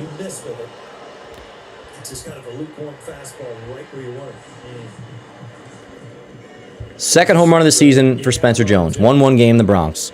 We got a 3-2 on Caballero, still 3-2. Now, just in case low-key in the chat, his prediction comes true where he called Spencer Jones going deep twice tonight. Let me make sure I update his homer graphic in case he does it again. Because his next one, of course, would be his third. But for now, 2 home runs on the year. And Caballero pokes one right to the first baseman, Gonzalez, 2 away. Good AB, though. By the way, so that is I mean, nothing crazy, but Martin, 28 pitches now, 2 outs into the second. McMahon, get him over 30. Get him over 30. Again, White Sox Reddit, couple White Sox podcasts. I don't watch them every day. From what I understand, Sir Anthony Dominguez has not been great as their closer. He's been better lately. Their bullpen is considered to be shaky, but like you look at the stats and they're actually like, there's some good names out there. They're heavily like matchup based, as mostly every team are. Every team is. Like lane, lefty lane, whatever it may be. Their bullpen like doesn't seem as bad as the stats say, but obviously I don't know. But their best pitcher, no doubt about it, rotation, bullpen-wise, is who we're seeing right now, Davis Martin, who we have 1 against. So 1-1 game, 0-2 count, 2 outs on McMahon. Who called the Jones homer? I had Jones going deep. A lot of us had Jones going deep. There were some Jazz predictions, and obviously those can all still very much come true. McMahon bloops it into center field. Coming in is the center fielder, Peters. He makes a catch, inning over. But the Yankees get on the board, tie the score at 1. Thank you to Mr. Spencer Jones. Solo shot, bomb to the second deck. And I think, Joseph, you said it was 111 miles an hour? Yo, we got Ryan Cohen in the chat. Oh, yeah, word. Yeah, word. Hey, Cohen, I don't know what analytics you're reading, but analytics kind of love Spencer. But since this is out in the open there, just the fact that you lit out there, nothing else. Ryan Cohen was out to dinner with Spencer Jones last night. And Ryan Cohen claimed that Spencer Jones hates my guts, which isn't true, chat. Cohen, tell the chat that is not true. He just says it to pull my leg. I shook Spencer Jones' hand last year. Did I not? I said, "It is a pleasure to meet you, Spencer. You like being a Yankee?" He said, "Hell yeah." I'm like, "Yo, come on, I told you this is a good kid. Yeah. Fire me up. Cohen, if you ever repost any Spencer Jones homer that isn't Yanks Ave, I'll be quite displeased." Anyways, shout out to Ryan Cohen, my freaking homie in the chat, who grew up with Spencer Jones. That is indeed true. He grew up with essentially anybody who's famous. I'm hyped, Cam. I'm hyped. I would strike Ryan Cohen out in blitzball. JDS, honestly, I don't think you would. I don't think you would. Now, I can do it quite easily, but I don't think you would. Let's do it, chat. 1-1 game to the top of the third. We go. Let me get that up on YouTube as a short.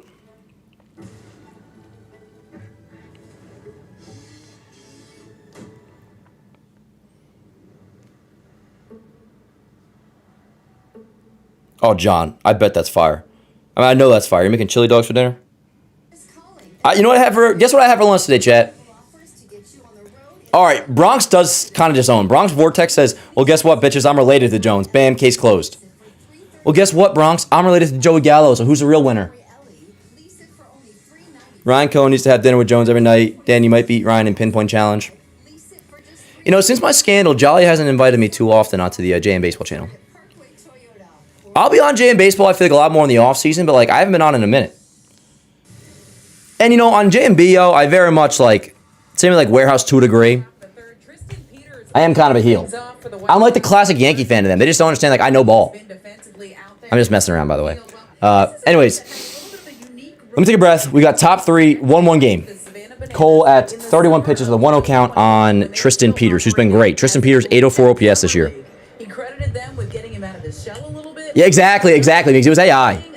Fly ball to right. Caballero, can of corn. One away. Benefited him at this level. And Paul, I know you were wondering, did he do the dances? Did he do the TikToks? He did a couple of them, but they weren't as Spencer prevalent Jones. then, but even with the bananas, they obviously 1 second here, Chad. I'll fix the box score in 2 seconds. Flies out to right to start things off here.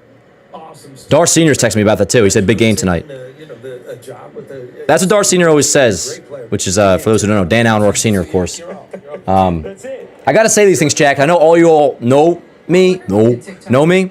Some might be new. You know, our guy Ant-Man is new in the chat, new sub. He doesn't know who Dar Senior is. But like anytime after a homer, he'll text me saying big game tonight as if like he wasn't watching, or he'll be like, "Are the Yanks on tonight?" After like Judge goes deep or something. Yeah, it was AI. That's Meeks' word, not mine. I'm accountable. Shout out to Meeks. Yo, for those who don't already, give the Meeks a follow on YouTube and Instagram. Does post-game reactions every single game. Because he's a dog. He's a freaking dog. And he's in this shit. Which low-key is one of my pet peeves. Not you, Meeks. When fans don't have to watch every single game. And that was a big topic of conversation with like the Knicks and all that. It's like, you can do whatever you want. You don't need permission from anybody to claim you're a fan or any of this. From me, from anybody else. My only gripe is if, like, not only is it every game, but like, if you have like a Yankees page or anything, if you have like a Knicks page, say you have a Knicks podcast, I would assume you are watching every single game, or at least like, barring, you know, I've even been at a wedding before. You know, I get all that. Like, I'm not trying to be a nut job, but like, if you have like a podcast / some sort of like day in, day out like media page, or like you're involved in the scene, more often than not, like I feel like you should be watching the game. And I'm not even saying about the Yankees. I had a pet peeve about that with like other people in my life. But Meeks, every single game, post-game reactions. So give Meeks a follow on Instagram and YouTube. By the way, Meeks, if there's a game or two where you don't do it, I'm not trying to call you out. That's not what I'm saying there. I'm saying you're freaking awesome because you're in it and you don't go away. You're a real one. And you guys are all real ones. We're here every single day. I feel I'm getting hostile. Let me shut the hell up. Ring him up. Ring him up. 2-way. Anyways, my point is, if you have a podcast covering a team, I think he feels like he has his good life on his fastball. Like, I think you can't really just come and go. That's not how that works. Or else, like, why should people listen to you? You know? But anyways, follow the Meeks on YouTube and Instagram and all that. This is a good test. I'm watching that Jones homer back again. We got 2 outs here. Back to the top of the order, Antonacci. I'm so stimulated right now, Chad. I'm not going to lie. All talked about the hit by pitches. That's what Mr. Jones does to me. As we take a look at your We got a 0-1 count on Antonacci. in just a moment. 0-1 as Antonacci steps back in. 0-2. Backdoor slider. By the way, again, we all got to make sure we vote for Ben Rice for the All-Star game. I'm going to do that hell tonight. I'm going to post about it on Yankees Ave starting tomorrow. Like, hella. Monday off days are so overrated. I will say, and this is the most fraud I'll ever come off as, because I used to hate off days. I used to ruin my, and there's times I still will. Like, rainouts ruin my night. There are times, since I started doing this, like morning, I don't mind an off day every now and then, especially when you're playing well, because it allows you to like sit on it and marinate a little bit, you know? Like Yankees coming off Toronto, it's like, bring him up, let's go. Cole catches Antonacci, the leadoff hitter, looking with a changeup, strikeout number 3 for Cole, and another bounce back inning after the solo shot by Benintendi in the first. 1-1 game, to the bottom of the third we go. Anyways, I don't mind an off day every now and then, to be honest. And I think it's just because, not even supposed to do like the watch party, like the morning show. It's nice to be able to sit on when the Yankees are playing well, like where they're currently at. Like or yesterday, you're going to a new week, the Monday, first place, coming off the 2 out of 3 against Toronto. It's kind of nice. It gives like the Monday after a football win vibes. You know, you get to sit on it for a little bit. But yo, we got Adam in the chat. Shout out to Adam, always donating to a crazy freaking degree. Adam, I love you so much. Donations aside, you know I love you. Adam sends in a $50 super chat, says, Dan, Jazz is evil, and having Matt clean up is absurd. Hey, I don't like Jazz cleaning up either, but in this lineup, this is what I would do too, have him clean up. I actually complained about Jazz cleaning up before too. I never liked early on last year when he was protecting Judge, at least in this team. With this lineup, Jason being out and everything, you know, Judge hurt, Stanton hurt, all that, Grisham out, like Jazz cleaning up here is the way to go. I mean, who do you want cleaning up, Adam? Spencer Jones is a cheap imitation of Andre the Giant and strikes out all the time. Adam, did you have this in the drafts? And you plan on sending it? Did you have this? Was this a scheduled super chat? Anyways, as always, got to remind you guys, Adam is very much a satirical guy in his chats. His last line, though, it's like a riddle with Adam. He's always messing around. I mean, you may actually think some of those things, but his last line is always what he truly means. He goes, we must get Trevor Bauer. Adam, I don't think that is going to happen. In fact, I know it's not going to happen. Now, this is a conversation we could have had like 4 years ago, because I'm not fully aware of everything that's going on. I'm not sure anybody is. Maybe some people are. I'm naive to it. I've seen some things. I've also seen some things where it's like, I don't know. Nothing even to do with that. We could factor in that if we wanted to. But all I know is 4 years ago, I could have said the same answer to you. I've always considered Trevor Bauer to be kind of a head case and like, I'm good. But I can tell you, no doubt about it, my opinion aside, your opinion aside, the Yankees will not be signing Trevor Bauer. Not to address something controversial, but like, you know, we're all freaking adults here, yo. Like, trust me, like, I'm not. I can't speak out of tune to something I don't know about. There's been times where I've done that before when I was younger, and I just assume like what I see on the internet is true, and that could be the claims saying somebody's innocent. That may not be true, so I don't want to speak out of tune on that side of it either. I don't know, but what I do know is I didn't want him 5 years ago before any of that stuff to begin with. So it's always a pretty easy answer for me, also because it's never going to happen. That's the last we'll talk about, though, because it is technically controversial. Trust me, I'm not coming at it from that angle. And if you're going to Dan Rourke for an intellectual conversation on that, you're probably in the wrong spot. Not saying that to you, Adam. I love you. Thank you so much, brother. Here's a scar. We got an 8-9 and then top. Escara, Volpe, Rice here, bottom third. 1-1 game in the Bronx. Mets already down 4-0. Yo, they had a good weekend. They had a good weekend against the Braves. Poor Jolly. Poor Jolly. He was all excited about the Mets 2 out of 3 against the Braves, and then I guess they couldn't do their podcast until today. So they couldn't even like be excited about them taking 2 out of 3, because by the time they did their show today, it was after they got like spanked by the Reds last night. 2-2 on Escara. And yo, I said it to my boy at the gym yesterday. I was back in TR for a minute, and then TR I go to Planet Fitness. Shout out my guy Alex, and he had the Mets game on the screen. And before I saw what the score was, I was like, yo, maybe you guys aren't done just yet. And he's like, really, bro? I'm like, what? You just beat it. And he pointed to, I'm like, oh.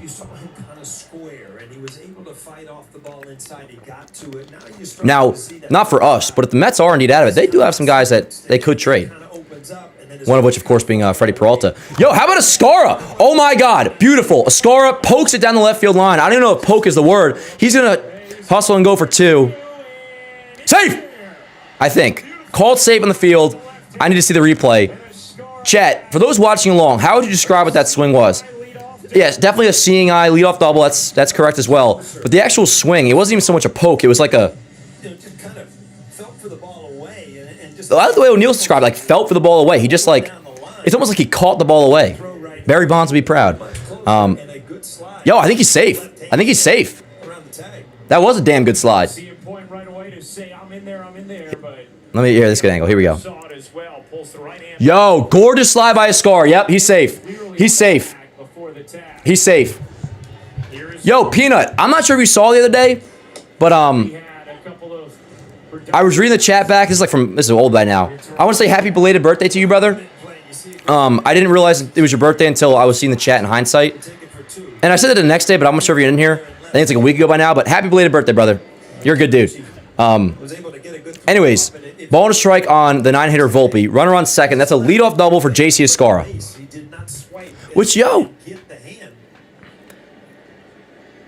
there was that stat going around, and rightfully so, how, like, entering the Blue Jays series, Yanks, Volpe to the right side, that'll get Escara over. That's productive. That's productive. And nobody's covering first base. Nobody was covering first. Volpe will reach first and third, nobody out. Runners in the corners, nobody out. Give him a hit.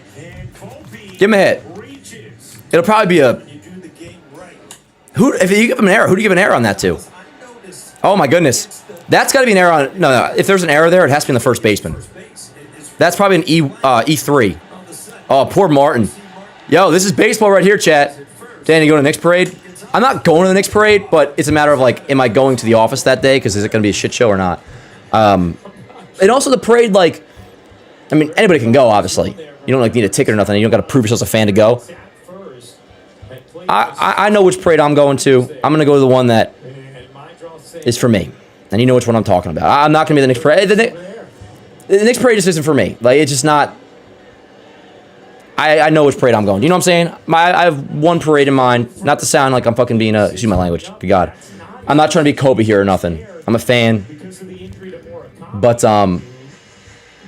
I've never been to a parade. I know which one will be my first. If that answers your question. And I could have just said no, I'm not going. God, I'm irritating. Anyways, first and third for Ben Rice. Let's do it, chat. Yo, word. They gave Volpe a hit on that. How about that, Luna? So, for now at least, and I guess that makes sense. Unless they gave him an E3, but it's ruled as a hit. So, 2 hits in the inning for the Yanks. And nonetheless, that was a good at-bat by Volpe because it would have gotten a score to third regardless. It's been a fun game so far. A lot of ball left, but we got, runners in the corners, nobody out. 1-1 count on Rice.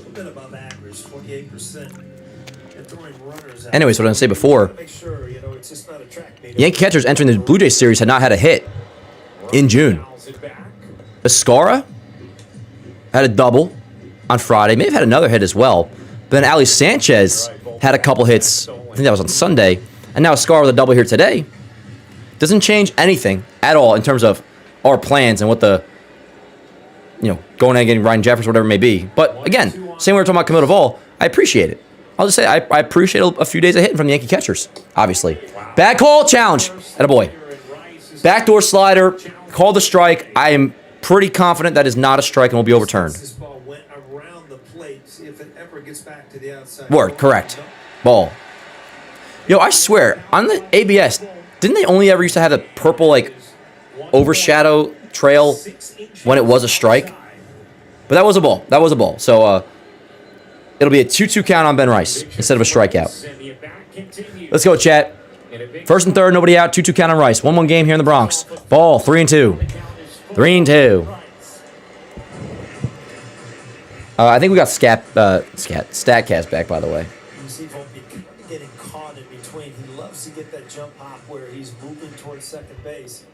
And Martin has stopped him 2 or 3 times. Right, Meeks? Yeah. I think if he would get a jump, he'd be off the race. Volpe hopping.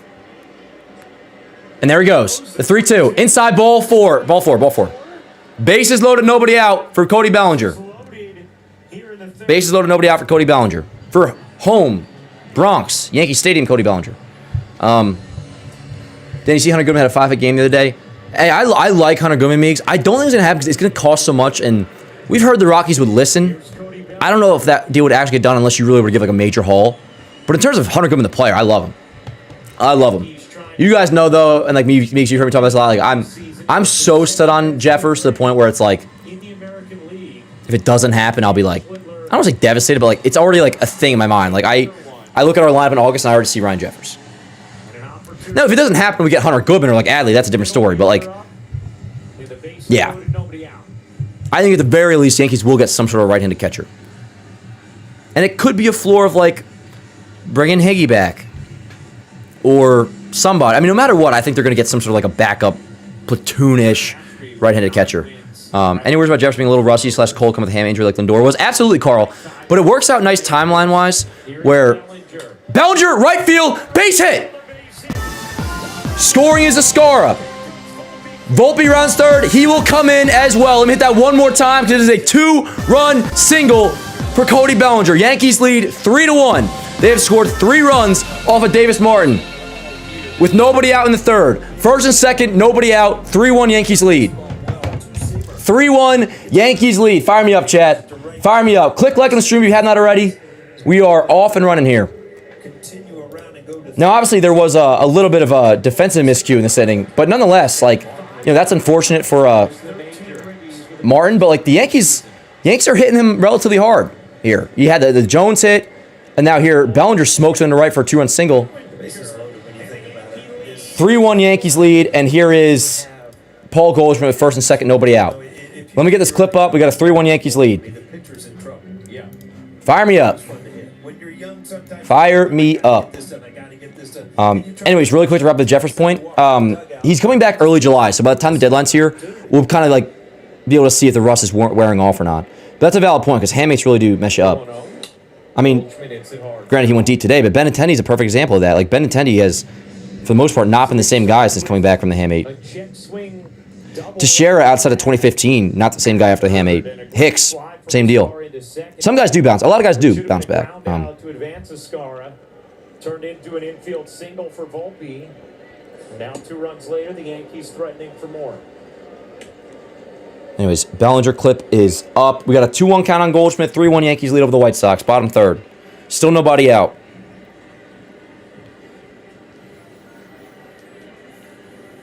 And 2-1. 2-2. Strike. 2-2. You also think about the ABS challenge from Rice. Yeah, how critical that was. Yep. I mean, it was a no-brainer challenge, but yeah. If you walk back to the dugout and don't challenge that, it's a different inning. Yep. Still waiting for the Bellinger clip to get up. Come on. Challenges it, turns into a walk.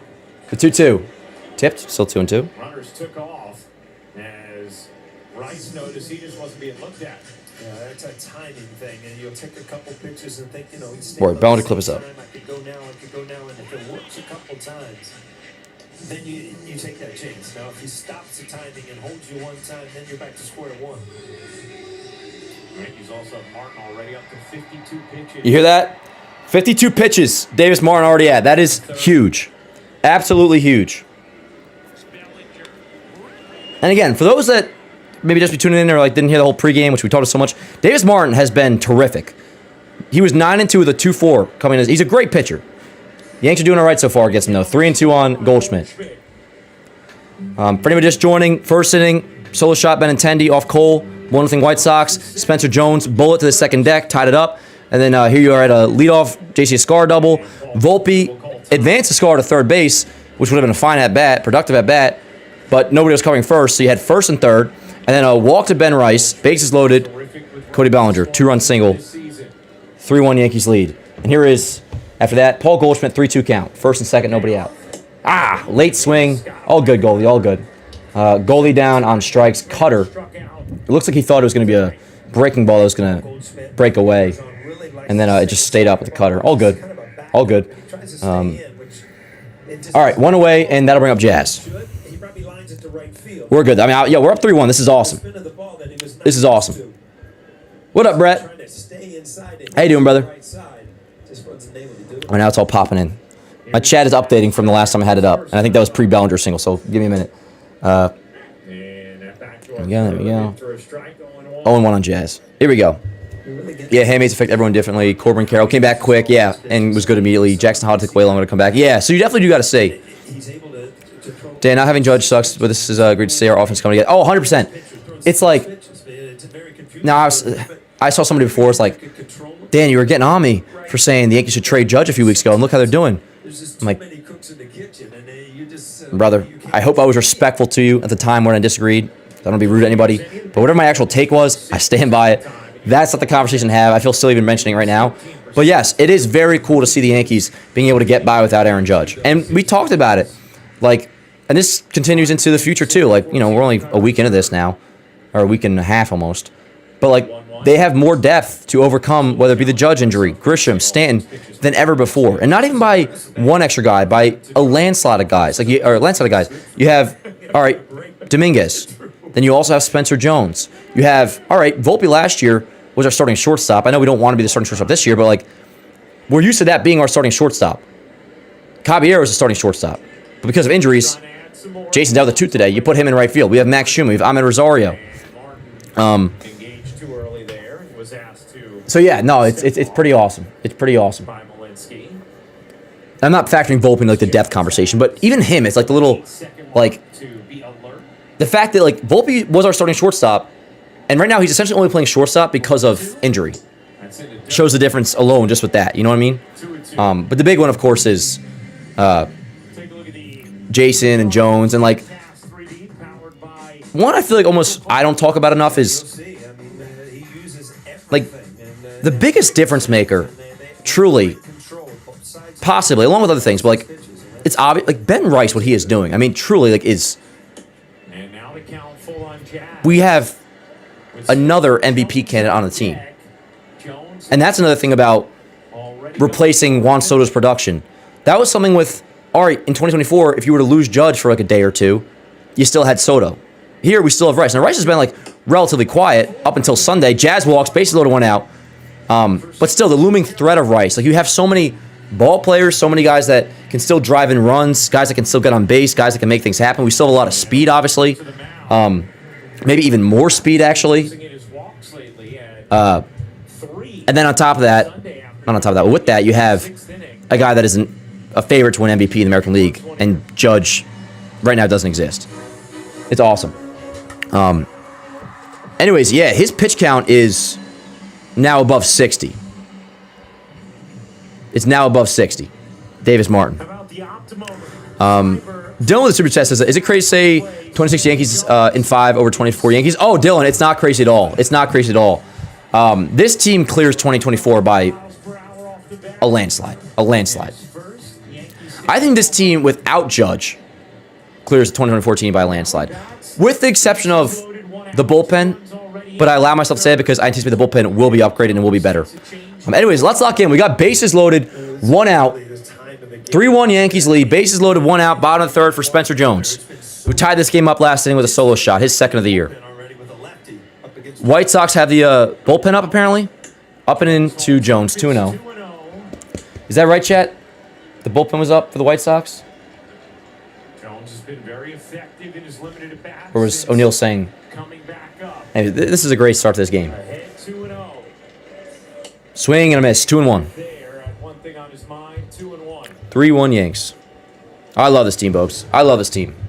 But then I thought we couldn't hit good pitching. Yeah, dude, Cam, it's something that really like drives me crazy. It drives me crazy when people say that.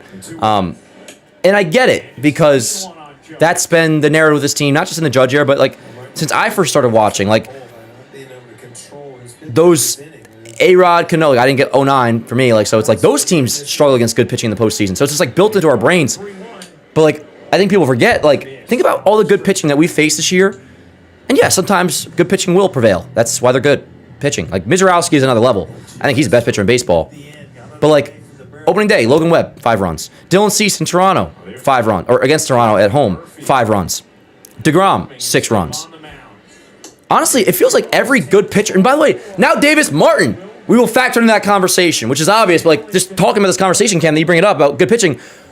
We just put up a 4th run against Davis Martin. That is ball 4, Spencer Jones, bases loaded, RBI walk. Yankees lead 4-1. Cam, you just got me so hyped up.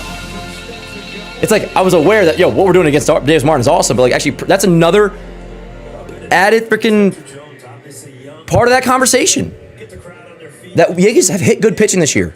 Outside of Mizorowski and Eovaldi, which Eovaldi just owns us, and Mizorowski is the best pitcher in baseball, the Yankees are hitting good pitching this year. And honestly, the better...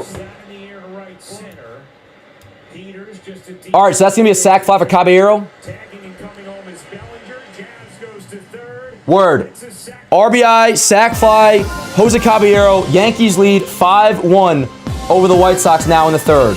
They have put up 5 runs against Davis Martin. I'm going to get that clip over on this screen.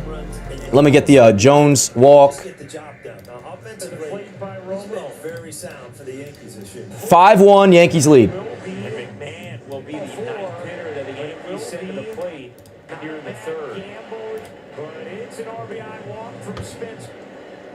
All right, so we got first and third, 2 outs for McMahon. Yankees lead 5-1 over the White Sox here. And again, 9-2 with a 2.42 ERA Davis Martin had entering this game. One of the best pitchers in the American League so far. And he's a really good pitcher. That doesn't change after one bad start. But what also hasn't changed is the Yankees continue to hit good pitching this season. And that is a fact. And it's freaking awesome. Fire me up. Bear with me here, Chad. I got to do a couple things. The Yankees need me. AKA my Instagram account needs me. In the bottom of the third here. And now McMahon ahead 2-0. Pitch counts up to 68 for Martin.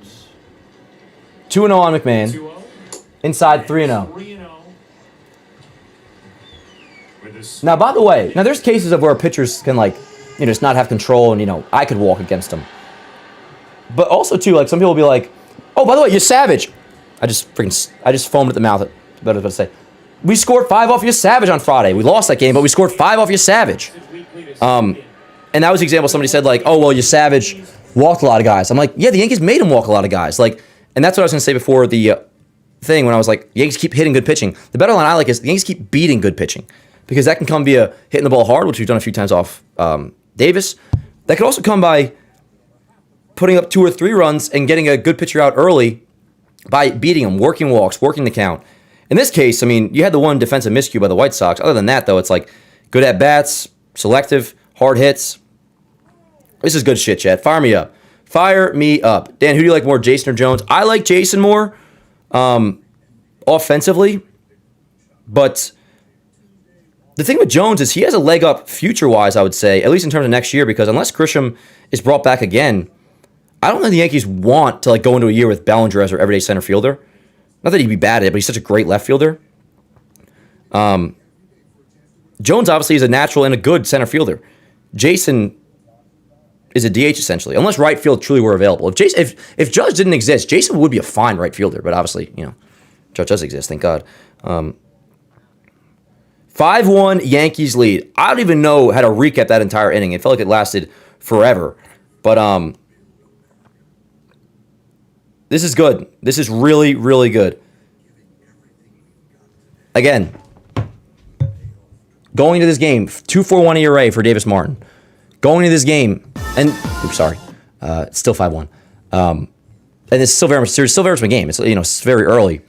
But what did we say? The White Sox are a good team. They're to be taken seriously, in large part because their offense, their pitching is a little bit shaky. Not the case tonight, going up against Davis Martin.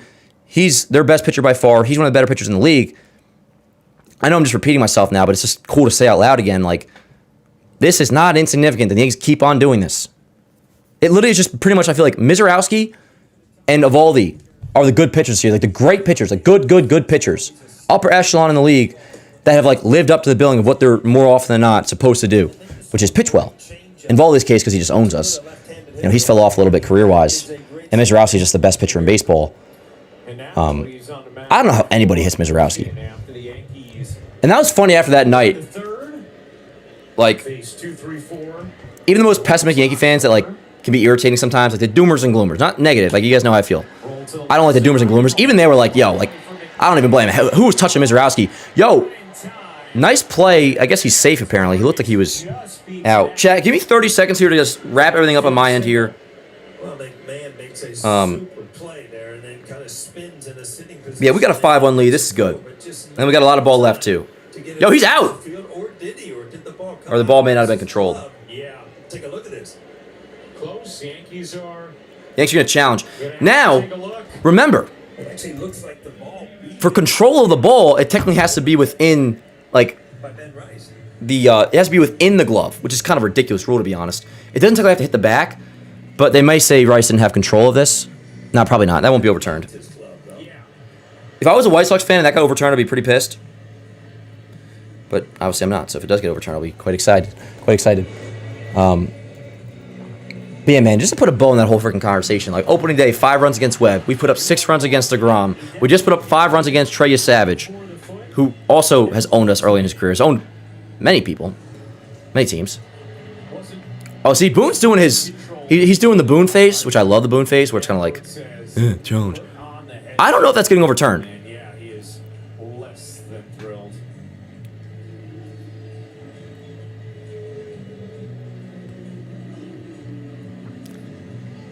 Now, he beat the throw. No, excuse me. The throw beat him, excuse me. But it will come down to, did he have control of it or not? Ugh, I love this freaking sport chat. I'm getting the couple clips up on YouTube, and then we're locked in. I don't think that'll be overturned. That's my final opinion. And the ball doesn't have to be in the back of the mid, it just has to be within the glove. But yeah, anyways, last recap, 'cause I know I always do this, but we know about the Jones homer tied it up. But in that inning, you had a Scar leadoff double. Volpe reaches with a little defensive miscue, but a good at bat nonetheless because he advanced the runner. Bases loaded after the Rice walk. Bellinger 2-run single. I'm also just remembering this for myself. Bellinger 2-run single. You had Spencer Jones come with the bases loaded. Worked a great walk. His second RBI of the night. Great at bat. Great at bat by default by not chasing. And then Jose Caballero had the sac fly. And that's how we have our 5-1 lead. Yes. 5-1 Yanks. Yeah, sometimes I just do that for myself, by the way, chat, because I got to also process and remember. That's one of the downsides of not being able to do highlights anymore. That was like another way to fully consume every little part of the game. For like when I'm doing highlights, sometimes I can miss a certain thing or miss a certain replay. Let's see. Out! Boone might make another face here. Call is overturned. That is a great play by McMahon. Shout out to McMahon. I don't think that's a call where I'm like disgusted by the umpire. Assuming, I don't know, because the umpire may not have seen that Rice kind of bobbled it a little bit, but the throw absolutely did beat him. Nonetheless, call is overturned, 1 out. Let's go, chat. Show me a Boone face right now. Yo, you guys all know the one, I think it may have been against the White Sox, honestly, in Chicago. But when Boone made that face, I know, Peanut. That's called a strike. So we got 5-1 Yanks lead. Top 4, 1 out. Benintendi's up. He, of course, responds for the only White Sox run so far with the solo shot. He lifts one to right, not deep. About 5 feet in front of the track. Who's got it? Somebody's going to catch this ball? Caballero, 2 away. Caballero thinks he's Trent Grisham all of a sudden. It's a casual. 2 away. And that'll bring up Montgomery. So Colson Montgomery is not the prospect. Although he was relatively coveted too, I believe. Colson Montgomery. First round pick back in 2021. Entered last year's the 39th ranked prospect. Ooh, look at that sinker. 96 mile an hour sinker with great arm side run, 0-1. So Colson Montgomery, as you just heard Rucco say, Colson Montgomery, first round pick in 2021. He's played all year long, it seems. 17 homers, 800 OPS. And then, let me fix the box score, sorry. I'm all over the place, chat. I'll get with it. That inning was crazy.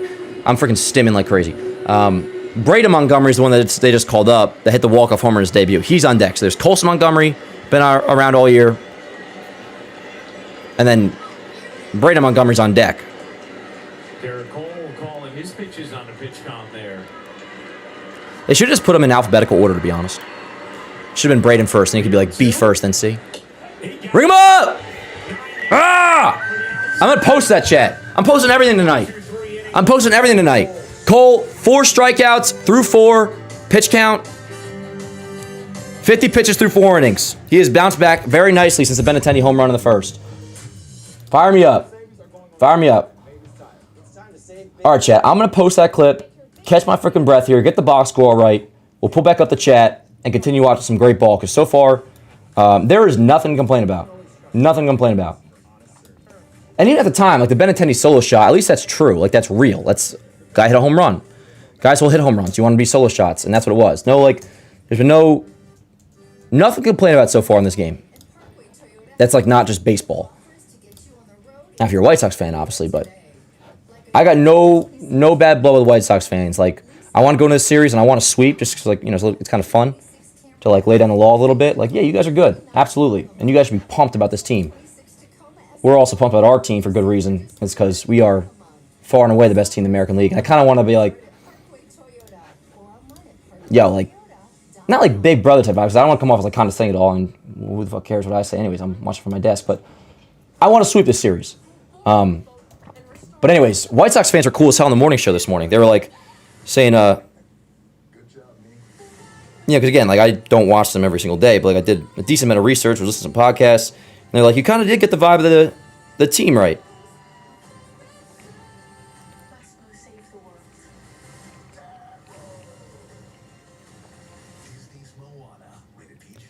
Just say,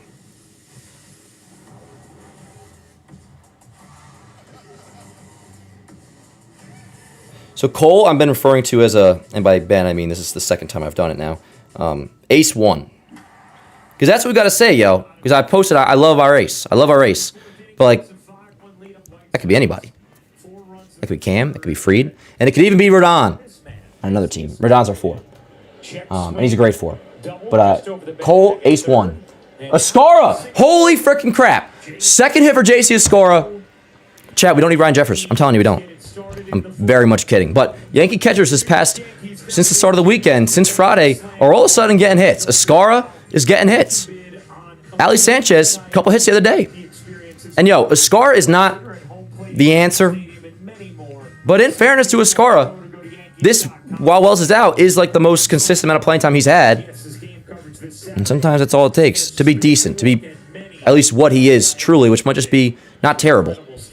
Anyways, runner on first to lead off the bottom of the 4th. I'm fixing the box score, and then I'm pulling you up, chat. Martin's still in there. He's currently at 73 pitches here in the bottom of the 4th. Volpe swinging a miss on a breaking ball outside. Taylor's hold this time, but it's okay. 0-2 on Volpe. All right. I think we're good. Let me take a sip of water. I got the chat up. What's up, yo? Oh, we got a super chat in here. Ace with a $20 super chat. Ace, you're the freaking man. How you been, brother? I appreciate you so much. Says BK on me, Dan. Don't tell me that, Ace. Don't tell me that, because I will absolutely get Burger King tonight.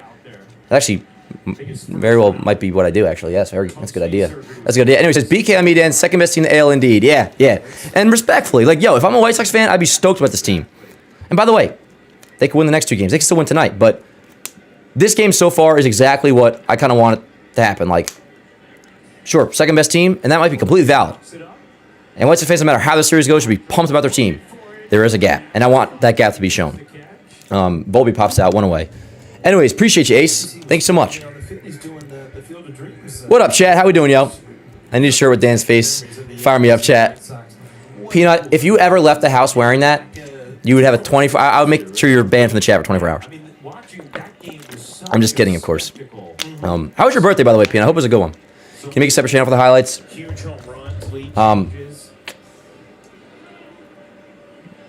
I don't know. That would still kind of be like me doing something illegal. I can't. You know, I want to. Trust me, I do. Damn, we're kicking the Swoon's ass. So far, yo. So far. What up, Brett? The Swoon is relentless. The Swoon often will come back with a vengeance. And, like, it will not go down easily. But, like, so far, we're taking care of the Swoon.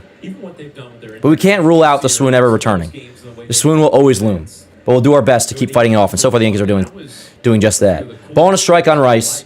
On first is a Scar. 1 out. Outside, 2-1. Dan, I understand when a player is doing good / show success. Someone decided to pop and say overrated or not buying or some BS. It's like, bro, this dude is literally on your team. I have certain thoughts on that. If that's along the lines of like way I talk about Volpe in a way, it's like, you guys know I'm out on Volpe. Rice! 7-1 Yankees. Ben Rice, 20th home run of the year, chat. Right now, we should all do it right now in this very moment. Ben Rice is currently second in All-Star voting for first baseman. Vladimir Guerrero Jr., God bless our friends over in Canada, have him in first place, despite his 740 OPS and 3 home runs. Ben Rice just hit his 20th. He has a 1 OPS. He might win American League MVP. We all must make sure we go vote him for the goddamn All-Star game. Excuse my language. This is awesome. 7-1 Yankees, 20th home run of the year, Ben Rice. Fire me up. Let's go. 2-run bomb. That was second deck, right? Where'd that land? Oh, I got that clip. But yeah, I think you guys are well aware by now what just happened. Ben Rice, 2-run shot. He has 20 homers down the year. Where'd that land? Was that bleachers in right center, or is that second deck? He had 9 starts, allowing 0 or 1 run. Word up. Chat, just because I know for my caption, was that, where exactly did that land? Now, distance-wise, it's not a matter of that. It's more so where it landed directionally. Did that just miss to the left of the second deck, or did that go to the bleachers, or what? Anyways, nonetheless, Joe, we've now put up 7 runs against Davis Martin, who's a damn good pitcher. Damn good pitcher. This is what we do, yo. This is what we do. Bellinger, yo, this is insane. It hit off the second deck. Word. I think that's correct. Thank you. Bellinger, base hit to center field. Run on first, 1 out. See, like when I see this, another great performance against a great pitcher, it makes me just want to say, Carlos Rodon is our 4th starter to serve a point. That's how great this team is. The bullpen we know has to be upgraded, and it will be. If it's not, that changes everything. But I anticipate it will be, internally and also externally. Ben Rice off the second deck, 20th home run of the year. Yanks have scored 7 off Davis Martin. Talking like a robot. Goldschmidt taps it, foul, 0-2. Bellinger off first. What is Bellinger? Bellinger had the 2-run single before to make it 3-1, gave us the lead. And now that has that hit, he's 2 for 3. His average back up to 270. Would not mind a Bellinger home run today, by the way. Yeah, geez, it's incredible. It's incredible. And obviously, like, there'll be times where they slump, but a slump with this team really shouldn't look as bad. And even this year, we've seen it. Like, there hasn't been that long of, there really hasn't been a prolonged slump like we've seen. And a big reason for that is, like, whether it be Judge hurt, Stanton hurt, or those two cold. Take 2024 as the example. Poor ball girl. Just botched it. It's okay. We can afford Judge going cold, or afford a Judge IL, because we're so deep. What was that? Look at that. I mean, come on. What was that? Did you guys see that? What did they? Goldschmidt with a drive. I swear to God.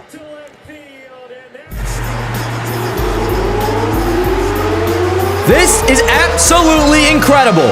Paul Goldschmidt, 2-run homer, another homer off a righty. Maybe that'll get his OPS against righties above 700. Probably won't, because it's permanently below 700 apparently.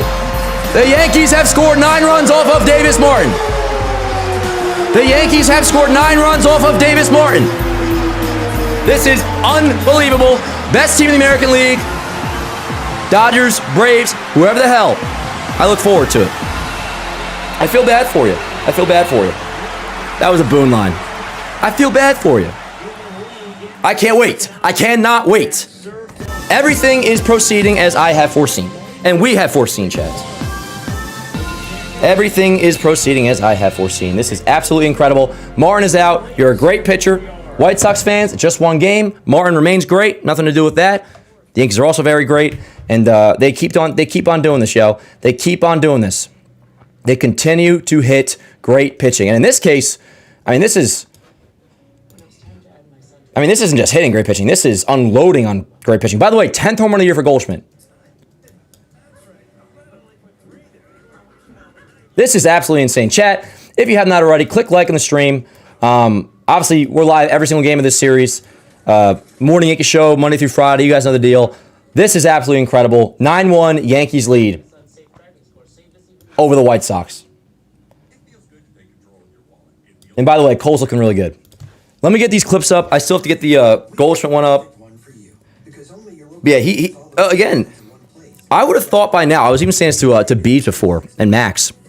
I'm like, yo, if you just had a guess, like, wouldn't you assume Goldie's OPS against righties is at least, like, in the 700s? And be like, yeah, right? I'm like, it's still somehow below 700. I'm going to check it again after this. Because, yo, if it's not above 700 after that, like, The thing is, entering that at bat, he had 4 homers against righties, but you remember every single one of those 4. Now he has 5. Incredible. There's so many things to say. Unbelievable. And now overall in the slash, 296, 365, 547 for Goldschmidt. I mean, that's, chat, is that 1 dot?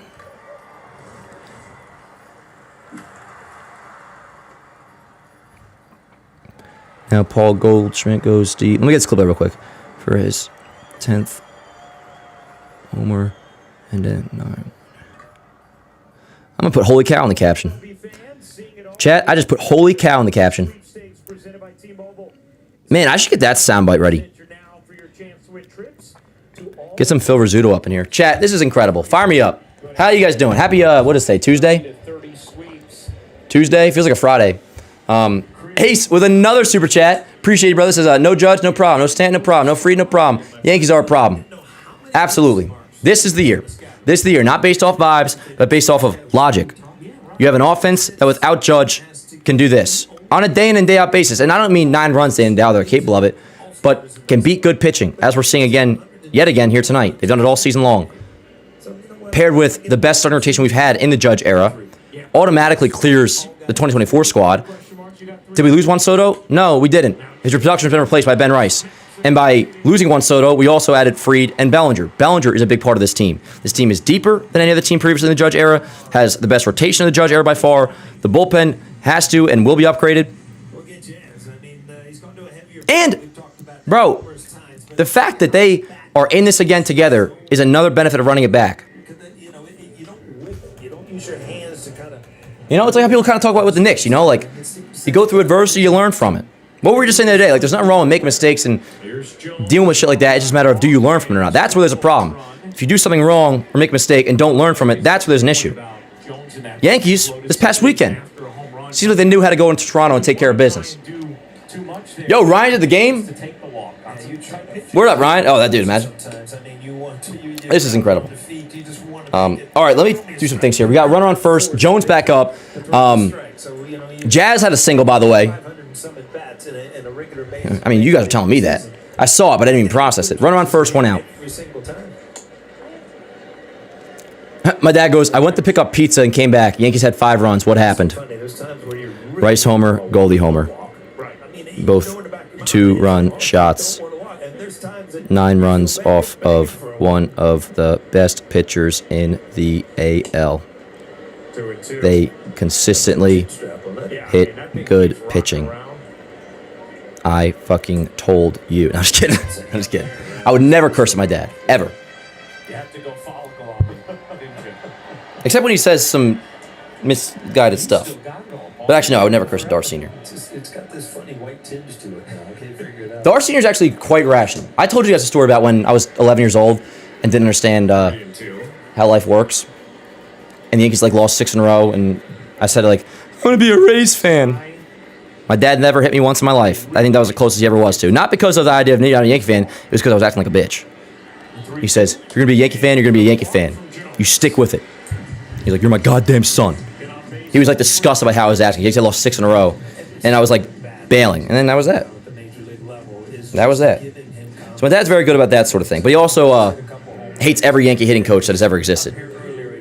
You would think Kevin Long is still a hitting coach. Anyways, first and second, 1 out. What am I doing here?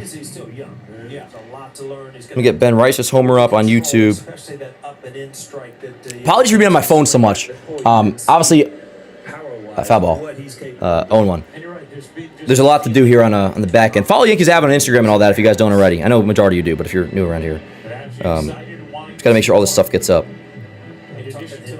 And by the way, I like posting clips, so it's not a thing where I'd want somebody to do it for me. I've seen some people ask about that. I like doing it.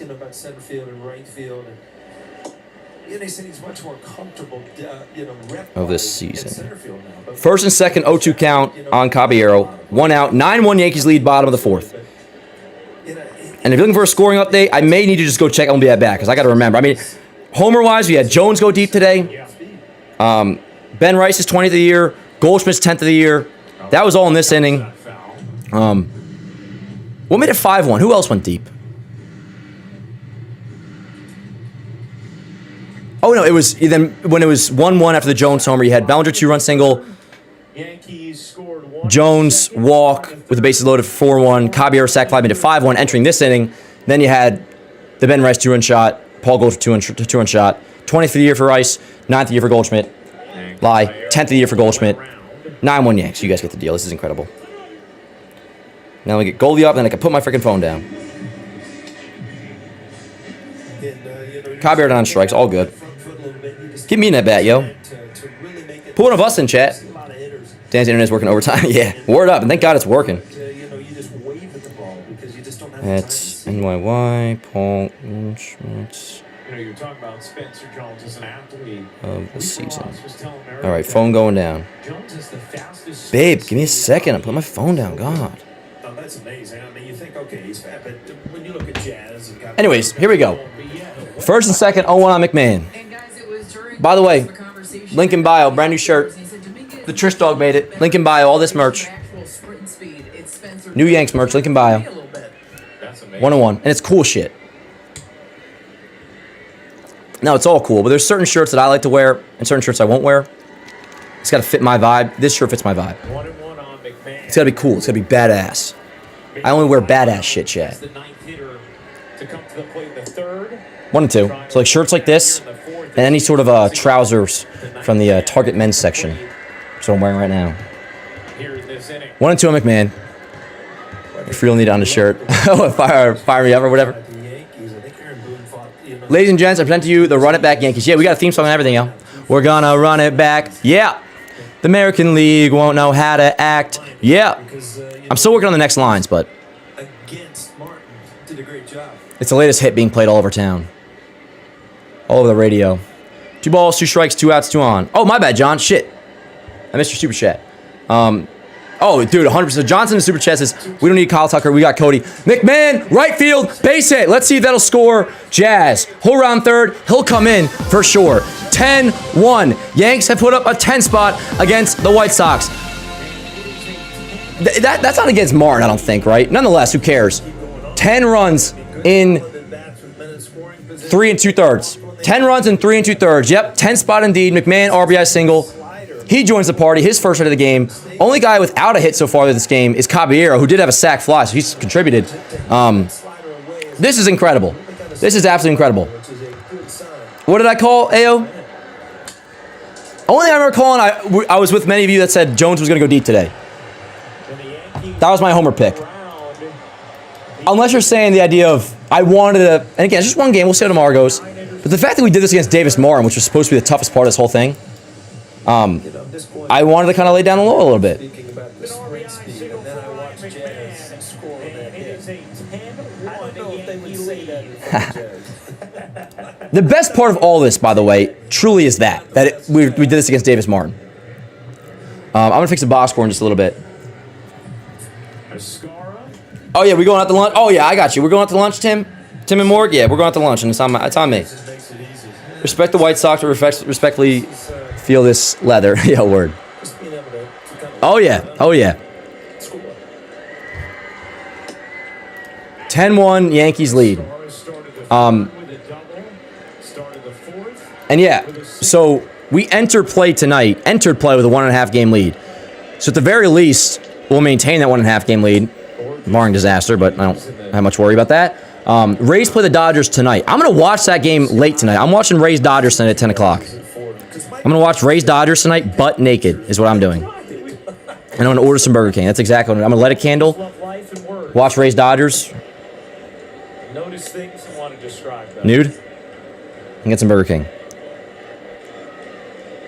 Look at that.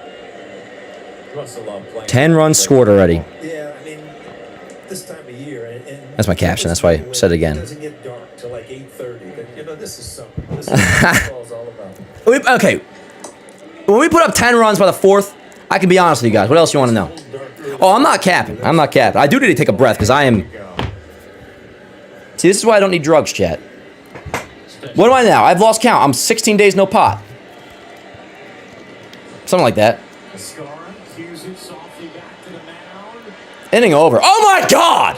That is unbelievable. Ball thrown away. Another run comes in to score. An absolute disaster here in the Bronx for the Chicago White Sox. Yankees lead 11-1. At second, it is an 11-1 game. Yeah, this is just one of the nights of what you saw. I'm going to let that one live, yo. I'm going to let that one live. My most recent post was a 10th run scored. Unless that's given a hit, but that won't be a hit for a Scar. If a Scar gets hit on that, I will post it. Ooh. Yeah, this is insane, dude. We're going to get to a position player soon. Oh my God, my hair. I need to brush it, yo. Holy crap. My goodness. This is unbelievable. I think a hair just came out. It must be all the creatine, although that's been debunked.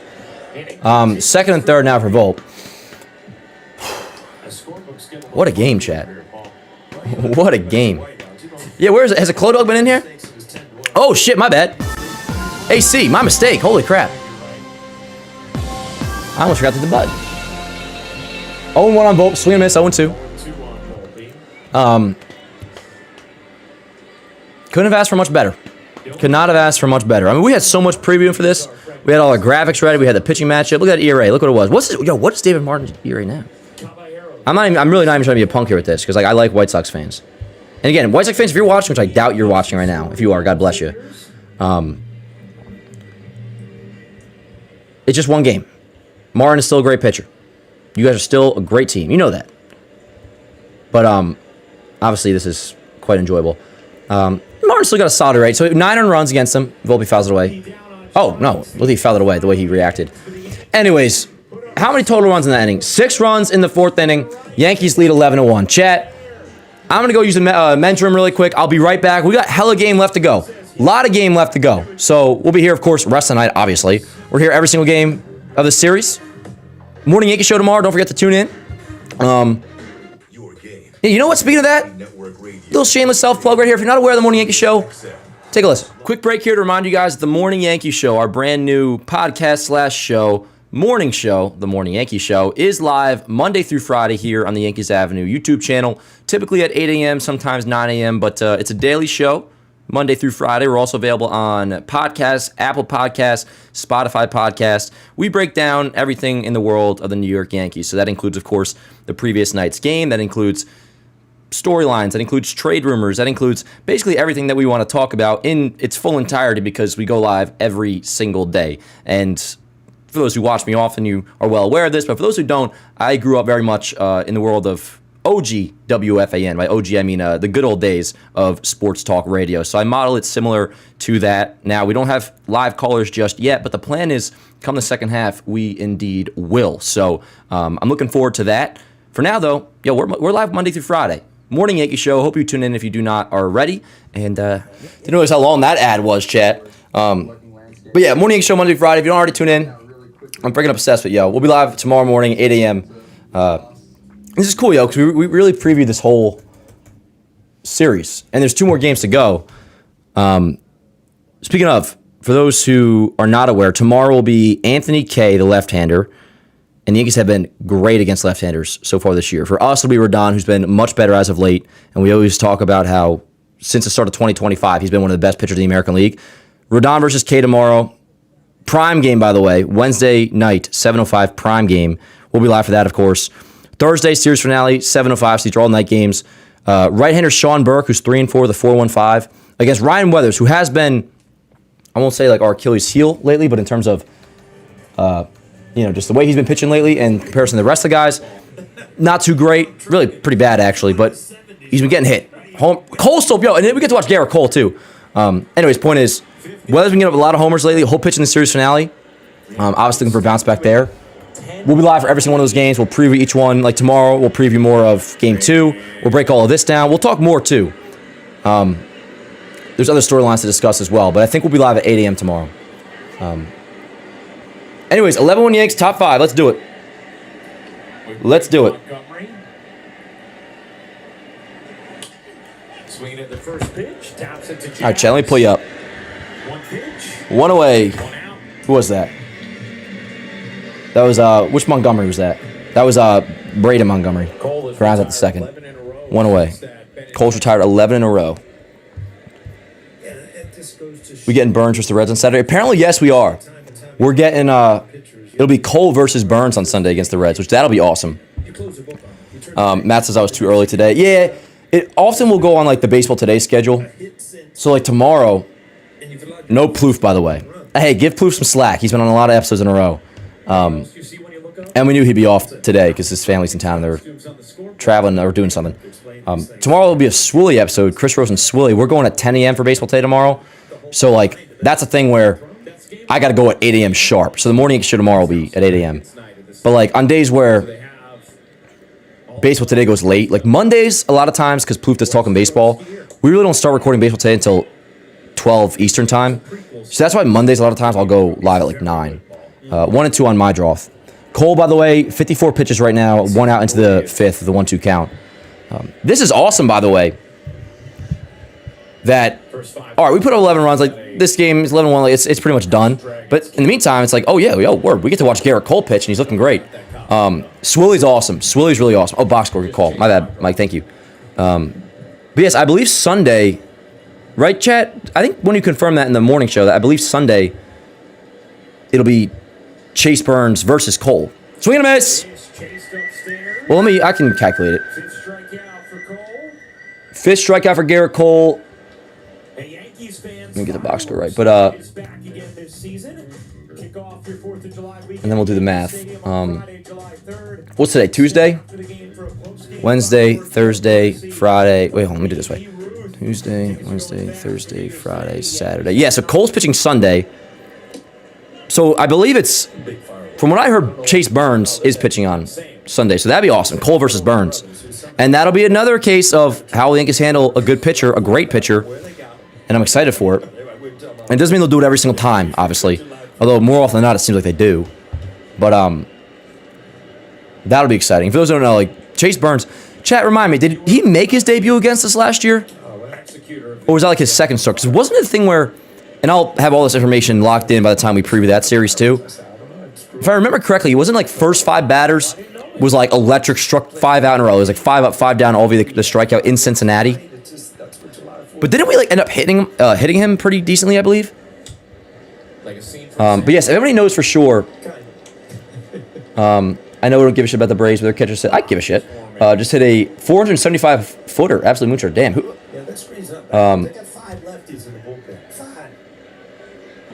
Who's our catcher again?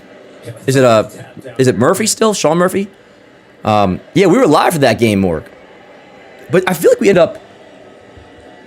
Yeah, didn't he pitch well? But didn't we end up getting to him? Let me just pull it up. Now the Reds they got off to that great start, but they've really fallen off. I'm gonna check in on that to see. Swing and a miss.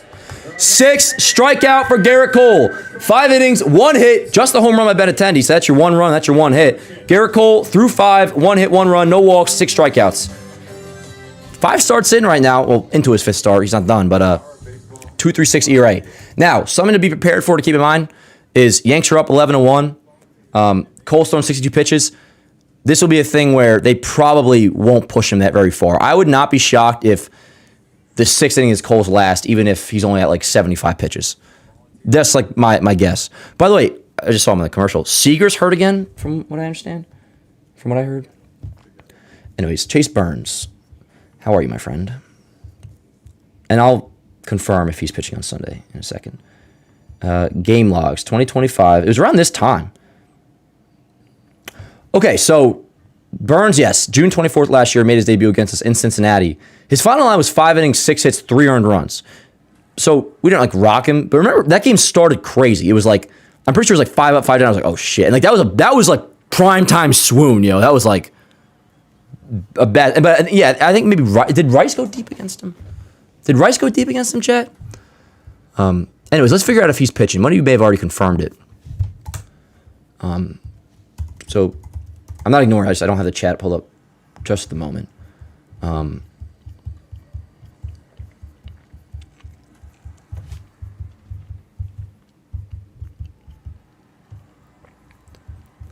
Let me see here. I believe Max always posts the word. I think it's slated to be Cole versus Burns on Sunday. Which word? I want that.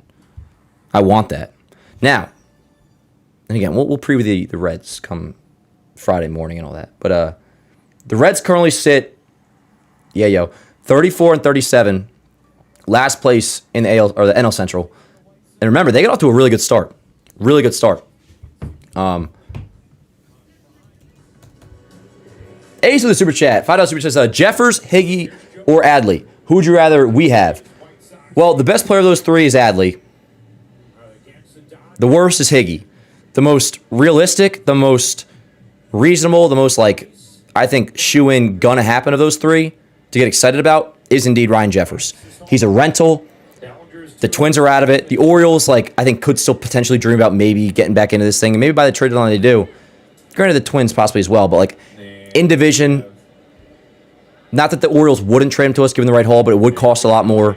Adley's not a rental. He's under control through next year. Which a lot of teams, Rose and Plouffe made a great point about this. Like, with the lockout, like, it's going to be tough for teams to want to, or how to properly evaluate a year and a half worth of control. So by default, the Yankees probably wouldn't want to give up what it would take to get Adley away from the Orioles in a trade. But also, especially knowing the possibility that if there's, God forbid, not baseball next year, which hopefully there will, we will see. But if there's not, like, you would essentially then be giving up 1.5 years worth of trade value for a rental in Adley if there's no baseball next year. Jeffers is a pure rental, free agent at year's end, and at the very least, he's a righty bat that can platoon with Wells and is good enough. He rakes against lefties. Rakes against lefties, is decent defensively, not as good as Wells, but decent enough. At the very least, can platoon against lefties. He rakes against lefties, Ryan Jeffers does. But he's good enough to where if Wells continues to struggle, it could become a thing where, all right, maybe don't acquire him as the definitive. I bet you the Yankees wouldn't be like, oh, Jeffers is our starting everyday catcher, Wells is the backup. They'd be like, it'll be a day-to-day thing. It's how they would word it. But Jeffers is good enough to where very quickly he could assume the everyday catcher role. And you wouldn't have to give up as much as you would for Adley. It wouldn't be cheap because, you know, there's not that many catchers out there, and a lot of teams will want catchers. But I believe Ryan Jeffers will happen, and I want it to happen. Oh, my God, I really want it to happen. Hickey wouldn't be terrible either, but Hickey I'm really, like, only, like, I would only get excited about or, like, be cool with if it's, like, Wells figures it out, which I'm going to give him a somewhat, like, clean-ish slate to a degree. Like, I'm curious, and it'll be quick. It'll be like, all right, Wells, you're back, which probably maybe next week. Like, let's see how he looks the first few games. And if he looks like shit again, it's like, all right, Wells, what are you doing? But maybe, like, Wells has never been this bad.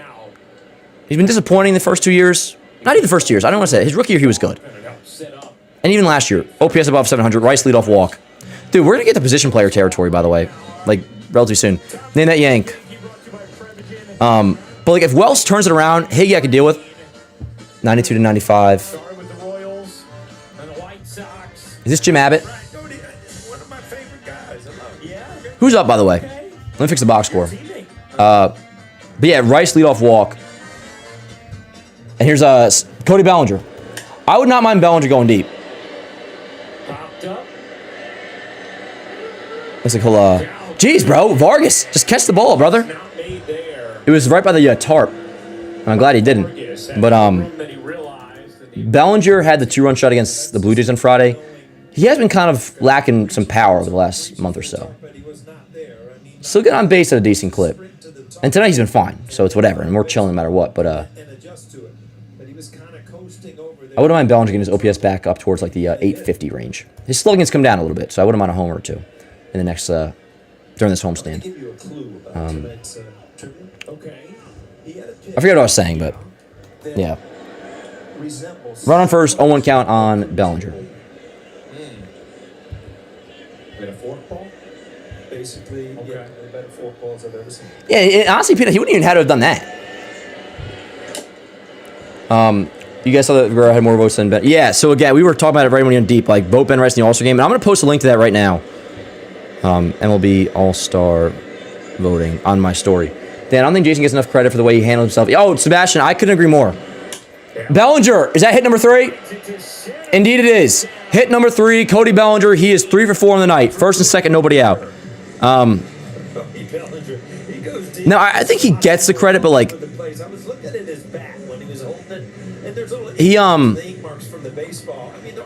I'm always down to talk about it. Jason, I've always liked. I like him even more with the way he's handled the last year of like not being the starter, losing playing time, resetting Grisham, always being ready, never having a bad attitude. And again, like Jason was fine last year, not against lefties, but I always mentioned he had a 118 WRC plus against righties. I'm trying to get the link to this All-Star balloting. Yeah, I love Jason. Now, this is a very big time for Jason, and I'm excited about it. But, like, this is Jason's time to, you know, after tonight when he's all healed from his tooth. Like, he's got a chance to go on a run here. So hopefully he can, you know, stay healthy but take advantage of it, assuming he does. Belly's consistent, though. Dan, power will be there. Oh, absolutely. Let me make it clear. Like, I'm not worried about Belly whatsoever. Like, this is purely like a thing where, like, I just like seeing some nice, clean stats, and I like Belly being like the 850 OPS range. Belly is awesome. Belly's season, no matter what, he's great. And when he's not hitting home runs, he doesn't need home runs. He helps us win in many other ways than that. This is like a selfish reason.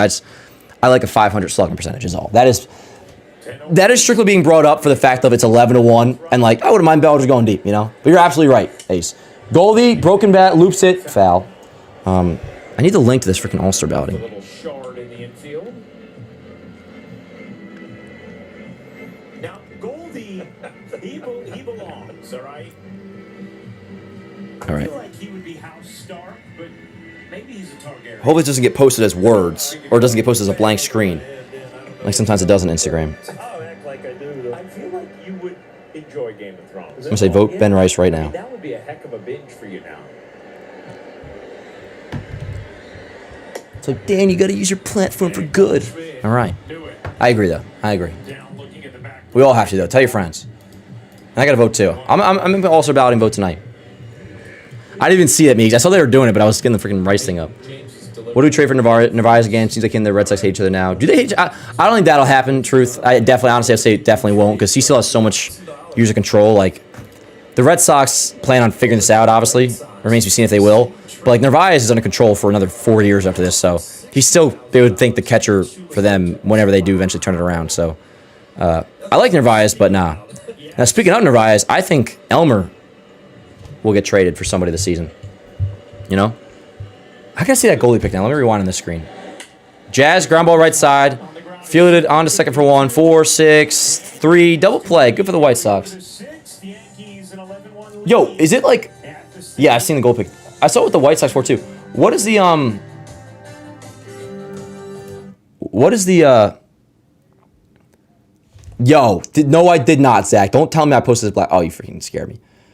I thought I posted as a black screen. As in, like, black screen, there's no text. I just saw your DM, Zach. Is it like Game of Thrones night or something? Yeah, exactly. Yeah.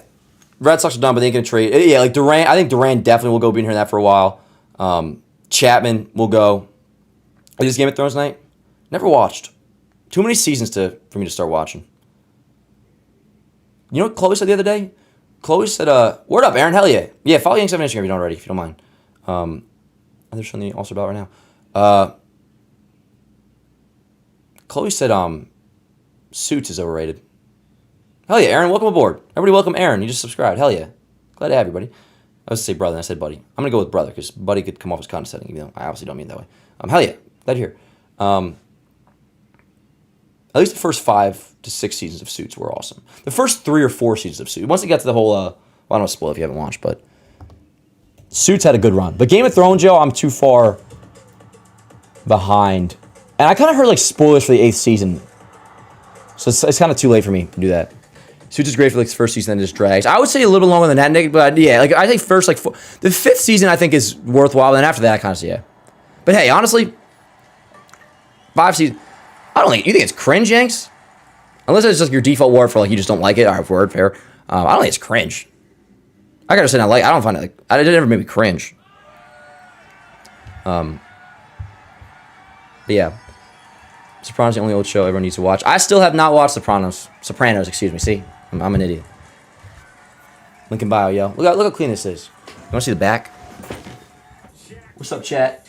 Like this angle? Just kidding. But yeah. Oh, man, I'm sweating in here.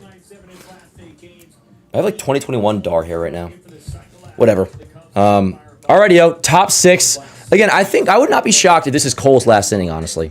Just because the lead, like, no need to push him. Like, remember they did with Cam? What they did with Cam a few weeks ago, where we were, like, blowing out a team, and it was like, yo, he could have kept going, but, like, why would you? You know?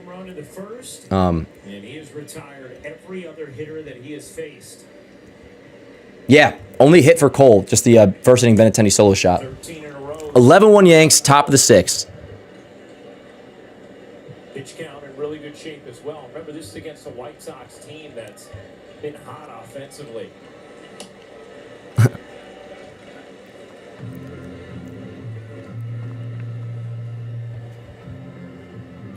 Let's see what's Rose saying. Oh, it's a Rose and Swilly group chat. Yeah, I'm gonna watch some Rays tonight. I'm probably gonna Sky foul. Still 1-2. Watch some Rays Dodgers, which that'll get going in about an hour. Fire me up, Meeks. And this was made by Trish. Not the coworker. Where'd you go, Comedy? It was 1-1 when you left? Yeah, a lot has transpired since then. Let's hope it's cautionary. Oh, okay. George Lombard was removed from the game tonight after injuring himself receiving a throw and a stolen base attempt. Deflected off of Rice. That'll be a leadoff single for Tristan Peters. Actually, he might be... No. He was going to go for second. Now he heads back to first. So a leadoff single for Tristan Peters. So George Lombard Jr. has left the game in AAA after receiving a throw and a stolen base attempt. Hopefully his hand wasn't jammed or something. But let me get any updates on that. I'm not going to post that until we have like an update. It may be nothing. Because yeah, the precautionary things. But we'll keep our eyes on that. Yankee Dad shirt sent me so far. I'm going to have to grab some more merch, honestly. Great quality. Oh, hell yeah. Fire me up, Beeks. Hell yeah. Yo, what's up, Jay? Been a while. I've been tuning in, just having comments a bit. No worries, brother. How you been? The exit velo comes back on that. Oh, I gotta bring the chat up. Because sometimes my Google Chrome will just, like, stop working. It'll just die. That's only been happening the last, like, couple months where my Google Chrome will just, like, make the sad face. And then I have to, like, completely reboot it. But yeah, good to see you, Jay. I remember you saying your name is Jay, not... I was saying, like, Jay Schmoney, and you're like, you just call me Jay. I'm like, word. Actually, this is the first time tonight that Garrett Cole has had a pitch Jay Schmoney out of the stretch. Yeah. Line in the center field. Laced into center field. Jones after it. Racing after it. Makes a catch at the track. One away. To make the play. Very nice play there. Nice play by Spencer Jones. Hold on, Chad. I'm coming. Yeah, for a minute there, I thought that he got a bad read on him, but he got to the Man. where, as a left. Yeah, this game's been insane. Open, So what's that? One away? One away, runner on first. So yeah, Chad, what are the dinner plans tonight? We might be getting there soon. Might be almost dinner time. Fly ball to left. It's amazing. 0-1. And after this, I am going to run to the men's room. I didn't get to before. And come through Monument Park. Had to make a quick phone call. I had to make a call on the telephone chat. It's amazing how big the outfield looks. I'm going to do some Ben Rice All-Star voting tonight. Morning Yank show tomorrow. Probably prep some of that tonight. I've been prepping the morning show in the AM lately. Ravioli. You know who likes ravioli? The Clo Dog. The Clo Dog had ravioli on Thanksgiving. Which some families will do that. They'll do Italian for like holidays. Yo, Dan, who's better, Braves or Dodgers? I don't know if I truly know myself. Now, there's definitely an answer. But to me, like, my default answer would be like, they're very close. And I might just revert to the tiebreaker of like, until the Dodgers are, displaced as the reigning champs type vibe. Like, that's the tiebreaker. What's this dickhead saying? Why is he trying to be all tough with Cole? What are you going to do, bro? Look at this guy. Why is he... Yo, you see the way that guy was just looking at Cole? Who do you think you are, bro? Yeah, this guy wants to go home, yo. You see that home plate umpire? I don't know, that bothered me, Chad. Like, why was he like, you see the way he was looking at Cole? Cole, kick his ass. Jesus Christ, my goodness. Whatever, anyways, 2 balls and a strike, runner on first. Top of the 6th, 1 out. Yeah, yo, Meeks, you see, like, what the hell is that? Kind of looks like John Gruden a little bit, which that's fun. But you know what I'm saying? I was like, what the hell? What did I say, Dodgers? I think I go Dodgers too, Joseph. But the Braves are really, really good. And I'm down for that World Series too. I mean, I'm down for any World Series, but bring it on. But yeah, Braves are legit. They're currently 46-25. Cole walks, who is that, Romo? And it'll be first and second, 1 out for, no, that was Antonacci, the leadoff hitter, excuse me. First and second, 1 out for, now Miguel Vargas. Yo, Vortex, you and JDS would get along. He's always calling for some sort of somebody getting thrown at or a brawl. Yeah, facts, Meeks. I think he's got like a date after this or something. I bet she's ugly. No, I'm just kidding. That was rude. Blake's coming out to talk to Cole. Cole's at 75 pitches. This will definitely be his last inning. Yo, who's going to pitch the rest of this game? You probably just go to like Yarbrough or whatever. I mean, definitely, yeah, just go to Yarbrough. Or Fernando Cruz, I guess. You want to get him some work, I suppose, because he's getting loose. Everson Pereira's up. Yeah, there's JDS. But yeah, Everson Pereira, so... Yeah, he was in the Jose Caballero deal last summer, I believe, correct? And then he was traded to the White Sox this past off season. Anyways, former Yankee top-ish prospect, like a top 10 guy. And yeah, Cruz is like kind of moving around out there. I mean, I figure, unless they just want to get Cruz some work, if Cole gets through the 7th, you just go to Yarbrough for the last 3. I have to check and refresh. They have been. The Yankee bullpen has been much better the last couple weeks. Everything we talk about still remains, like deadline, everything, you know, like all that. Got to get relievers. But the bullpen has been pretty locked down lately, which I appreciate. Yeah, so Everson Pereira, who's up now, first and second one out, was in the Jose Caballero deal. And then, per Wikipedia, November 18th was traded to the White Sox for Tanner Murray. Oh, traded with Tanner Murray to the White Sox in exchange for Yoandres Gomez, another former Yankee, who actually I feel like was pretty decent with us for a cup of coffee here and there. For Yoandres Gomez and Steven Wilson. Anyways, Pereira's now in the Rays. He's still pretty young, and he had a lot of good years in the minor leagues. I think he was high as like, I don't know if he ever cracked top 5 with us. As he lines one to right field, that ball's fair. That's going to be trouble. Foul. 1 and 2. Not trouble to stress about if it had gotten down, but whatever. I want to say, just a guess, he was as high as like top 8 Yankee prospect. Maybe he even was top 5. I forget. But he's still pretty young. I think he's 25. Pereira's 25. I always knew that this at bat would turn into the next at bat, and it could snowball. If you just gave it away, the next thing you had. Gomez is the Twins closer now, believe it or not. You know, I was wondering, where did I hear the name Yoandres Gomez recently? And I think it was from Plouffe, so that makes sense. So Yoandres Gomez is with Minnesota now? You're working on just... Dan, can you see the Yankees sending Elmer to Baltimore as a headliner in a package for Adley? I mean, if that's a headliner that could get that deal done, like, absolutely. I don't think Adley's going to happen. Not to, like, say don't get your hopes up, because you guys know that's kind of a pet peeve of mine. Like, I will get my hopes up, because then I can just deal with it when it doesn't happen. I'm not 5. But I don't think that's going to happen. I don't think an Adley deal is on the table.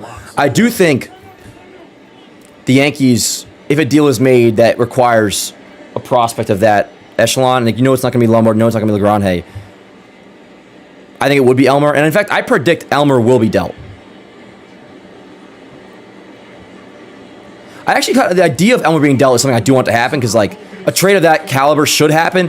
6-4-3, not in time. So first and third, 2 outs. A trade of that caliber should happen. And in that case, it's like I'm not going to lose too much sleep over losing Elmer. And in the end, it's like, all right, you flipped Carlos Narvaez for whoever that ends up getting you. But yeah. How many pitches is Cole at? Reminder, chat, if you don't mind, click like on the stream really quick. Does help out a great deal. What's it? 80 pitches now for Cole. First and third, 2 outs. I would say this is definitely Cole's last inning. Now this is a big AB because Benintendi took him deep in the first. Let's make sure that doesn't happen again, because I want Cole's line to finish nice and pretty of 6 innings and 1 run. But yeah, first and third, 2 outs. 11-1 Yanks, top 6. First pitch down low, 1-0. I guarantee that you asked me about the hitting in the situation. Hedrick's up now. Would love to finish this outing right here. Yeah, let's go, Cole. Come on. Without giving up another run. Hedrick now 2-0 for the Yanks. Cole at 82 pitches. Now also, Cole had a lot of time sitting down with some of these innings. With how long, obviously, we just kept on scoring. We had 4 runs in the third, 6 runs in the fourth. And those were long. I mean, obviously, by default, because they're scoring, but like those are long-ass innings. Good pitch, 3-0. Not ideal. Come on, Cole. Just like I want him to finish strong, and really all I care about, I don't want these runs to score for his line's sake. Came in with a lot of confidence. You're good, Cole. Taking 2 out of 3 against the Dodgers. Taking 2 in a rain-shortened series against the Braves. Yankees with an 11-1 lead here in the He does seem gassed. And I wasn't worried at all. I was almost celebrating the dad bod. This is a complete just like theory if one would be worried about like, and he's coming back on TJ, so no matter what, like Stam is a part of this. Like he's building back up still, essentially. Ball four, but like we saw Cole get gas in Cleveland. Again, long innings here, but you know, Stam is still being built back up. Yeah, maybe he could lose a few pounds. I'm not saying that they do. It's 11-1. I'm just thinking out loud. Not worried about nothing. I do just want him to get out of this inning unscathed, of course, for his lovely ERA's sake, which is right now at a 2.28. But it's in danger. Bases loaded. Cole staying in. Far the most that Cole has had to labor in any inning. He was breezing And through the first 5. wait. So they took oh, so I guess it's like half a day off. I keep confusing Braden and Colson Montgomery. Luis Angel Acuna up now. He is pinch hitting for Montgomery. He, of course, was Mets got him. Was he in the Scherzer deal? Got him in the Scherzer deal with Texas in 2023, and then was sent to the White Sox in the Luis Robert deal. First pitch swinging on a hanging breaking ball, foul back, 0-1. Bases loaded, 2 outs, top 6. 11-1 Yanks lead. Giving some guys a few innings off here. And that's part of it too, Couch. Yeah, like Couch, Coach Tommy says, I think he's bored. That's always part of it too. Again, a long layoff. Not even anything actually to discuss. Just something to talk about. They're gonna score. Slow roller, McMahon. Damn, bro. 11-2. All right, Cole. Let's call it a day, brother. You pitched great. Ran out of gas in the 6th inning. All good. Get him through this inning. Yeah, I mean, this is like it's a taxing. It's like a long inning, 86. But let's call it here. Yeah. Oh, it was a slow roll to McMahon. Such a slow roll that Angel Acuna was able to beat it out. So, bases loaded. Still, it's a White Sox second run. 11-2 game. Hey, nothing you can do. There's a little tapper, soft contact. Cole staying in, which is fine. There's nothing to worry about. I just want to make sure. I don't want to take a chance of Cole's line being messed up. That's literally like all I care about at this point. Far for Cole, which is a season high. Previous high was 83. He threw 83. I can't, Ponzi. MLB doesn't let me.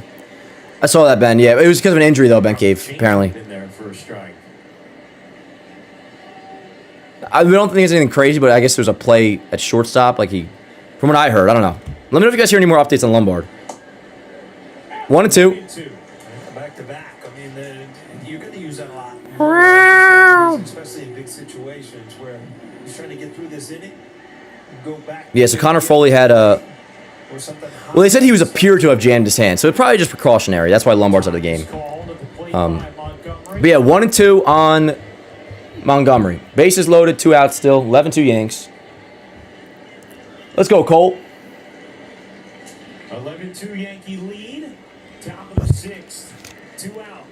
Bases loaded. 1-2 count. 90th pitch from Cole coming here. And the 1-2. Ground ball right side. Jazz over to first, and that will do it. Garrett Cole, that'll wrap up his outing. And yo, it was a good one. 6 innings, 3 hits, 2 earned runs, 2 walks, 6 strikeouts. His ERA finishes through 5 starts at a, well, let's see the updated ERA here. 2.57 ERA for Garrett Cole through 5 starts. Not too bad. Not too bad whatsoever. I will take that, chat. Yes, I will. All right, bottom 6 coming up. And I'll go to the bathroom after this next half inning. We got Jones, Caballero, McMahon due up. Chat, let's embrace this next almost final act of this game because we're not going to have a bottom of the 9th, you figure. We got 3 more innings ahead, and let's keep tacking on. I'll take a solo shot. Yo, I don't know if Low-Key's still in here, but he was calling for Jones 2-homer game. Give me another homer. Give me another homer right here. You got Jones, Caballero, McMahon, 5, 6, 7. I'm starting almost to lose my voice from the earlier innings. But yeah, word up. No, we absolutely take that from Cole. Ooh, letter grade, by the way. What's Cole's letter grade? Solid B+, A, whatever you want to give him. I'm very, very much satisfied. Very much satisfied.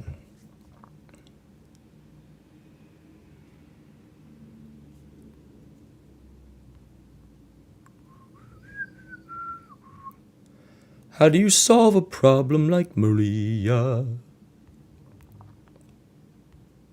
Yeah.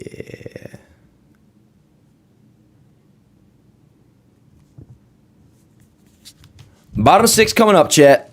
Let's do it. Let's do it. Dan, thoughts, things for the July year, hats and flag numbers look fire. Me, I like it. Some people were saying they didn't like it. I like the jerseys this year for 4th of July. I think they look good. A minus, B plus, A minus. Yeah, A minus is cool. We're going really solid. 88%, Dan. Sounds good. Sounds good, Nick. Then you got the Yankees in 6 over the Braves in the World Series this year. Sebastian, I like that. I like that. Boom, boom, boom, boom, boom. All right, here we go. Jones leads off. Bottom 6, 11-2 Yankees. What a game it has been. It feels like long ago now. We had Jones, his second home run of the year, second deck. Ben Rice's 20th home run of the year. Remember to vote him for the All-Star game. Goldschmidt's 10th home run of the year. RBIs from Bellinger, Caballero. McMahon RBI single for our 10th run. It's been pretty much all Yankees. Now, here's not bad against a lefty. Let's see how he does. Love you too, Luna. Oh, Nick, I'd be so down. I'd be so down. I can't on a Tuesday because that would mean I'm drinking the rest of the week. That's how my brain works. But, yo, maybe Friday against the Reds. I'm down to crack open a few, like, Sun Cruisers on the stream against the Reds. Jones fouls it away, 2-1. But, yeah, this is a rare at-bat against a lefty for Jones. He usually doesn't start against them, and he probably won't tomorrow. But obviously here, you know, no reason to take him out. Get him a rep against the lefty. 2 balls and a strike against this guy Rourke is still in. I know. I hate the numbers in the jersey. Really, Justin? I like him. I mean, that's fair. I like him, though. I know, Yeti. Look, yo! What up, Cap? Look at Judge. Judge in the dugout. What's up, Cap? Yes, Friday I'm going to get... Yo, Nick, I agree. Let's get loose on Friday, yo. We'll do some Sun Cruise on Friday. Have ourselves a night. 3-2 on Jones. On deck is Caballero. Look at Judge. Look at Grisham. Yo, word. Yeah, you. There's nobody I like to watch come to the plate, but you know injuries do happen in the game, and nobody's going to feel tipped in the glove, but not into the glove. He didn't maintain it. Still 3-2. I'm not going to getting a 4th of July hat. Dude, if I still wore hats, like I probably would too. The Club Dog wears hats a lot. She should get one. McMahon trade coming soon. I don't think so. Honestly, I don't think they're going to do much at third base. I really don't. If they do, I think it's going to be Lombard. Dude, Jones down on strikes. All good, Jones. You had a great night. 2 RBIs, solo shot, bomb. I would have liked to see him, like, you know, do a little something against the lefty there, but that's whatever. Only because maybe if he looked good against the lefty, I could get him to start against a lefty. We'd probably see Jones sitting tomorrow. Volpe will be at short, Caballero and right again.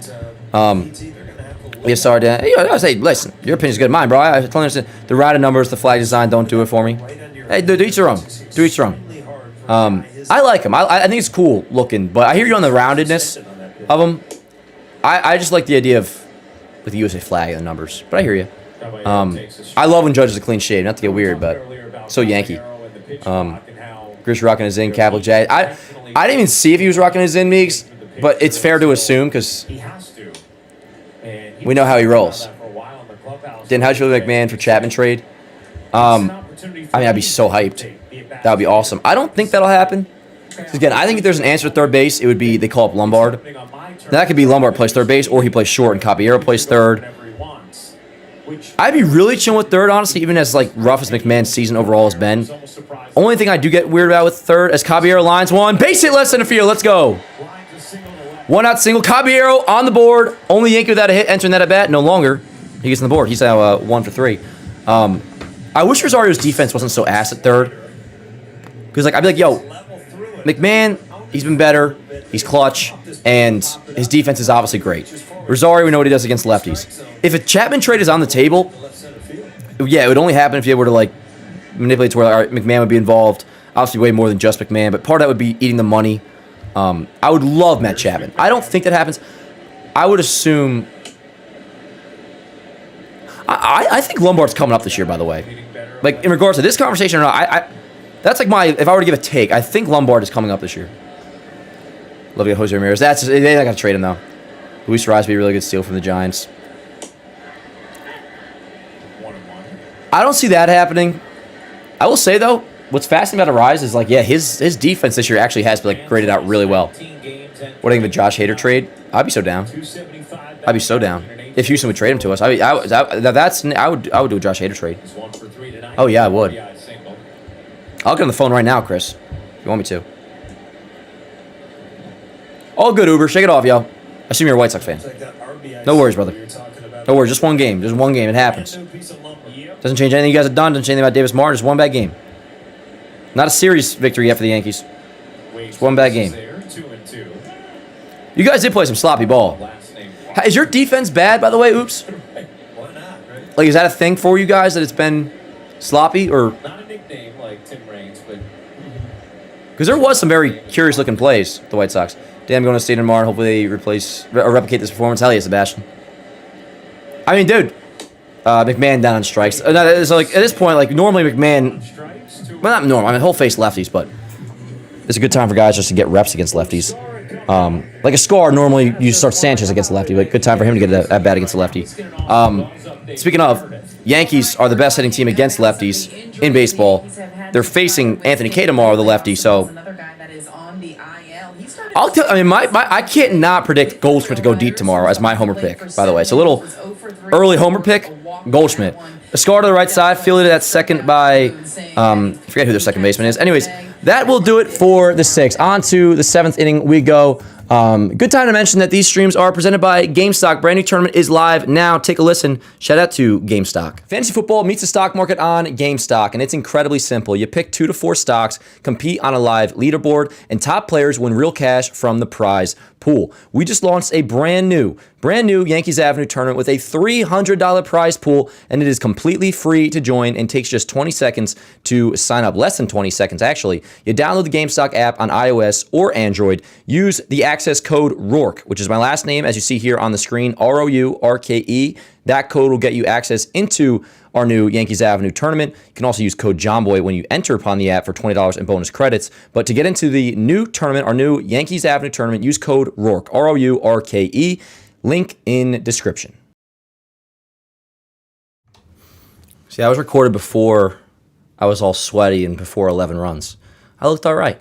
Anyways, emphasis on that. The new tournament is indeed live, completely free to sign up. The access code to get into the new tournament is Rourke, my last name, ROURKE. But you can still use code JOHNBOY when you get into the app store. $20 in bonus credits. Big shout out to GameStock, completely free to download. I also, every time I get up, because I got a new water, I wish we could knock down. Nice play button. There we go. Back to where it belongs. Alrighty, yo. Where we at? Who's pitching? What's going on? We got top 7? Top 7, chat. Let's do it. The Rays game's going to be starting up soon. Still like another hour. Yeah. Goalie's hot right now. Dude's always, but yeah, oh my God, he's been terrific. Wait, I wanted to check. Is Goldschmidt's OPS against righties finally above 700? Yes, is brought to you in part by ShopRite. ShopRite. I like ShopRite. I like Acme better though. That's what I do. Dude, Goldschmidt's last 30 games. Listen to the slash line. Last 30 games for Paul Goldschmidt. 333, on base of 385, slugging 586, 8 home runs, 26 RBIs. Unbelievable. All right, the splits hasn't been updated for Goldschmidt yet, but I have to imagine after today, hopefully his OPS against righties can get above 700. Not that it matters. I just would have figured it would be. All right, so indeed, so Cole gets you through 6. Ryan Yarbrough was in, which I would have guessed to begin with. And we were guessing to begin with, but we did see some Hedrick and Cruz. And maybe that was solely for the fact that like they wanted to save Cole's outing, honestly. I wouldn't be shocked. But yeah, the plan here is Yarbrough, 7, 8, 9. Wrap this shit up, yo. Let's do it. And hey, Ryan Yarbrough is in for the save here. You get a save with this. But yeah, let's do it, yo. 11-2. How we doing, chat? Who do you think is the best team in the AL outside of the Yanks?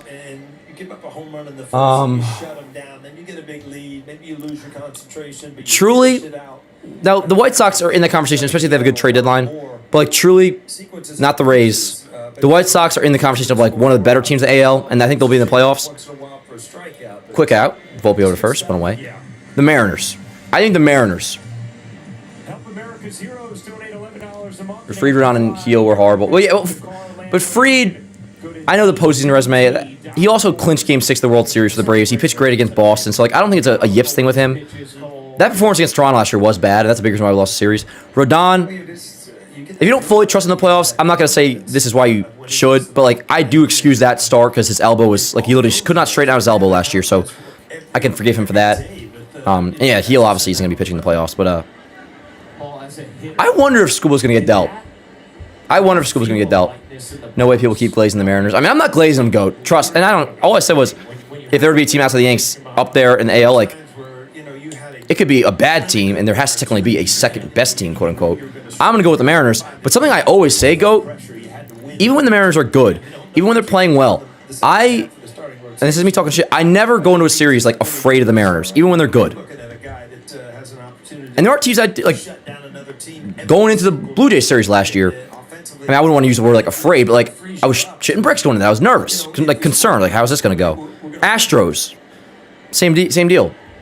Even, like, the Red Sox, to a degree. Like, I never, like, looked for, like, I wasn't, like, looking at the wild card series like a cakewalk last year, and obviously it wasn't. And not that the Mariners would either. The Mariners are capable of beating you, but, like, even when the Mariners are good, never look at them as, like, a team I'm afraid of. With that said, if I were to pick right now a true talent second-best team in the AL, I think it is indeed the Mariners. How is J-Rod doing? That's a good question. I think he finally got off to a good start this year, if I'm not mistaken. Let's see.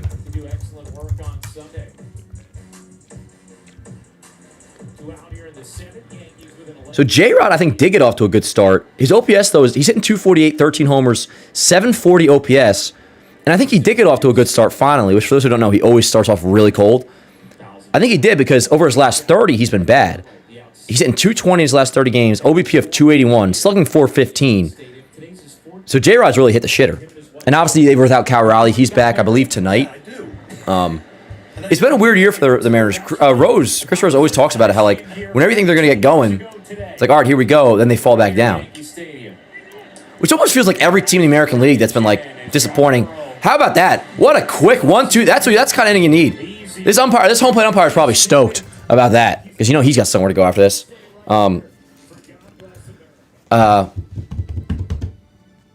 Anyways, it seems like so many teams in the American League will, like, start to take that step forward and then they take 2 steps back. Dan, what is going on with Luis Gil and the Angel Shavili injuries? Angel, he did his rehab assignment, and that's now concluded. He's been optioned down to AAA, which makes sense. That was kind of always going to happen. I don't think he's all that great. Well, he has decent stuff, but a lot of guys have great stuff. Jake Bird has great stuff. Like, you know, it doesn't always mean it's going to work out well, but he's just down in AAA. I believe Gil is still on the IL. I haven't heard much about Gil. Not even any updates. Can we get a new watch party for the Rays Dodgers tonight? Oh, legend. That's such a good idea. Probably not only because, like, I got to wake up early. For the morning show, I wake up at 6. Because it's a lot more. It's better for my God Bless America, by the way. 7-inning stretch. It's better for my schedule. I'll still prep a little bit like last night. Like this graphic I made last night in bed at like 2 a.m. Not 2 a.m. That's dramatic. Like 1 a.m. 12:30. I'm a liar. Jesus Christ. Why am I lying? It's like the line from Moneyball. It's 47. No, I made 52. I don't know why I lied to you just now, or whatever the line is. What a movie.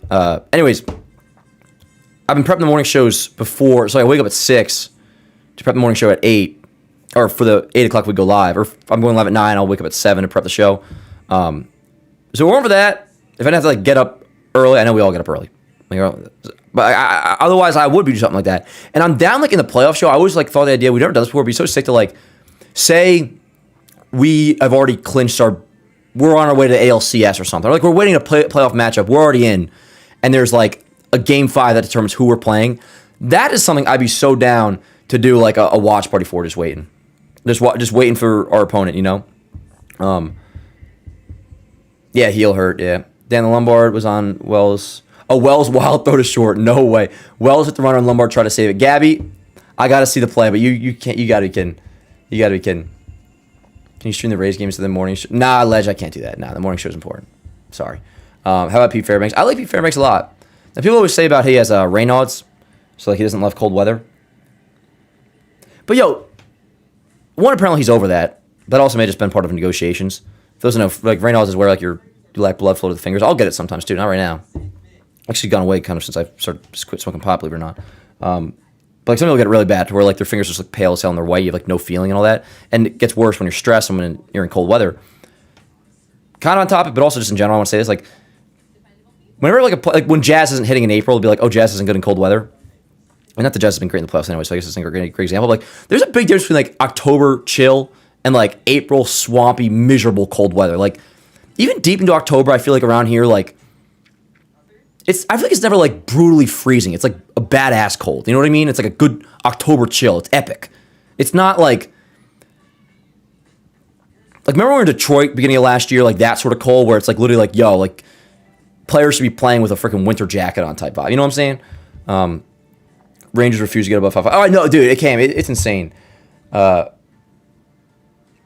dude, even like the Blue Jays, man, like I was just figure at this point to be back at 500. But like again, at this time last year, they were starting to turn it around. And now we're past that point. But and it doesn't mean I would say here my playoff bracket. What I think AL teams that make the playoffs: Yankees, White Sox. I bet you the Guardians get in. That's not official, but I'm gonna go Mariners win the West. Yankees win the East. I'm gonna go White Sox win the Central. Yankees, White Sox, Mariners are my division winners right now in the AL. Wildcard teams. Who are my 3 wildcard teams? Do the A's get in? I'm going to go with one AL East team. I'll give you an answer, but either the Blue Jays or the Rays. Maybe the Guardians will miss the playoffs. And I had the Rangers. I'm going to go Yankees, White Sox. Hey, let's go, Volpe. Leadoff single to left field. Anthony Volpe. He's 2 for 4. Yo, Luna, where you at? Exactly. It's a different kind of cold. By the way, speaking about humidity, this past weekend was terrible. Like, I like hot weather. That was terrible. Beautiful out lately, by the way. The last couple days have been gorgeous. Yeah, Luna, where you at? 2 for 4 tonight for Volpe. Let's go. Lead off single. Let's score a run. Anyways, let me freaking finally wrap this up. Yankees, White Sox, Mariners. That's how I'm going to have. All right, chat. I'm not trying to be rude to White Sox fans here, and I'm not trying to be punk. My actual true honest thoughts. Rice pops it up. I have the Guardians winning the AL Central. The Guardians winning the AL Central. That's my pick right now. Just to be completely honest, well, it's us. But like White Sox fans, you're listening to this, like, you're good. Maybe you guys still make the playoffs. Nothing to do with this game. The Guardians always find a way in. Trust me, we would know. Like they always seem to find a way. I'm gonna go Yankees win the East, Guardians win the Central, Mariners win the West. My 3 wildcard teams. I'm going.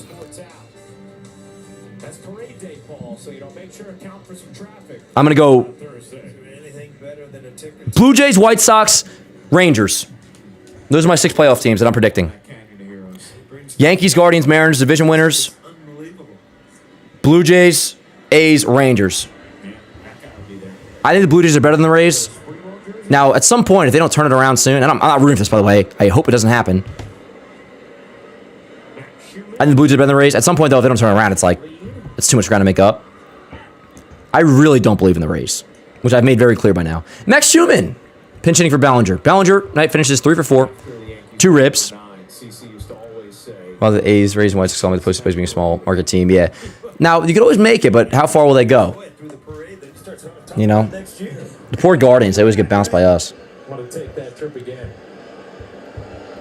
And, like, and that's in my era of watching, I'll say our era, but, like, there's been time. They beat us in, what was it, 07?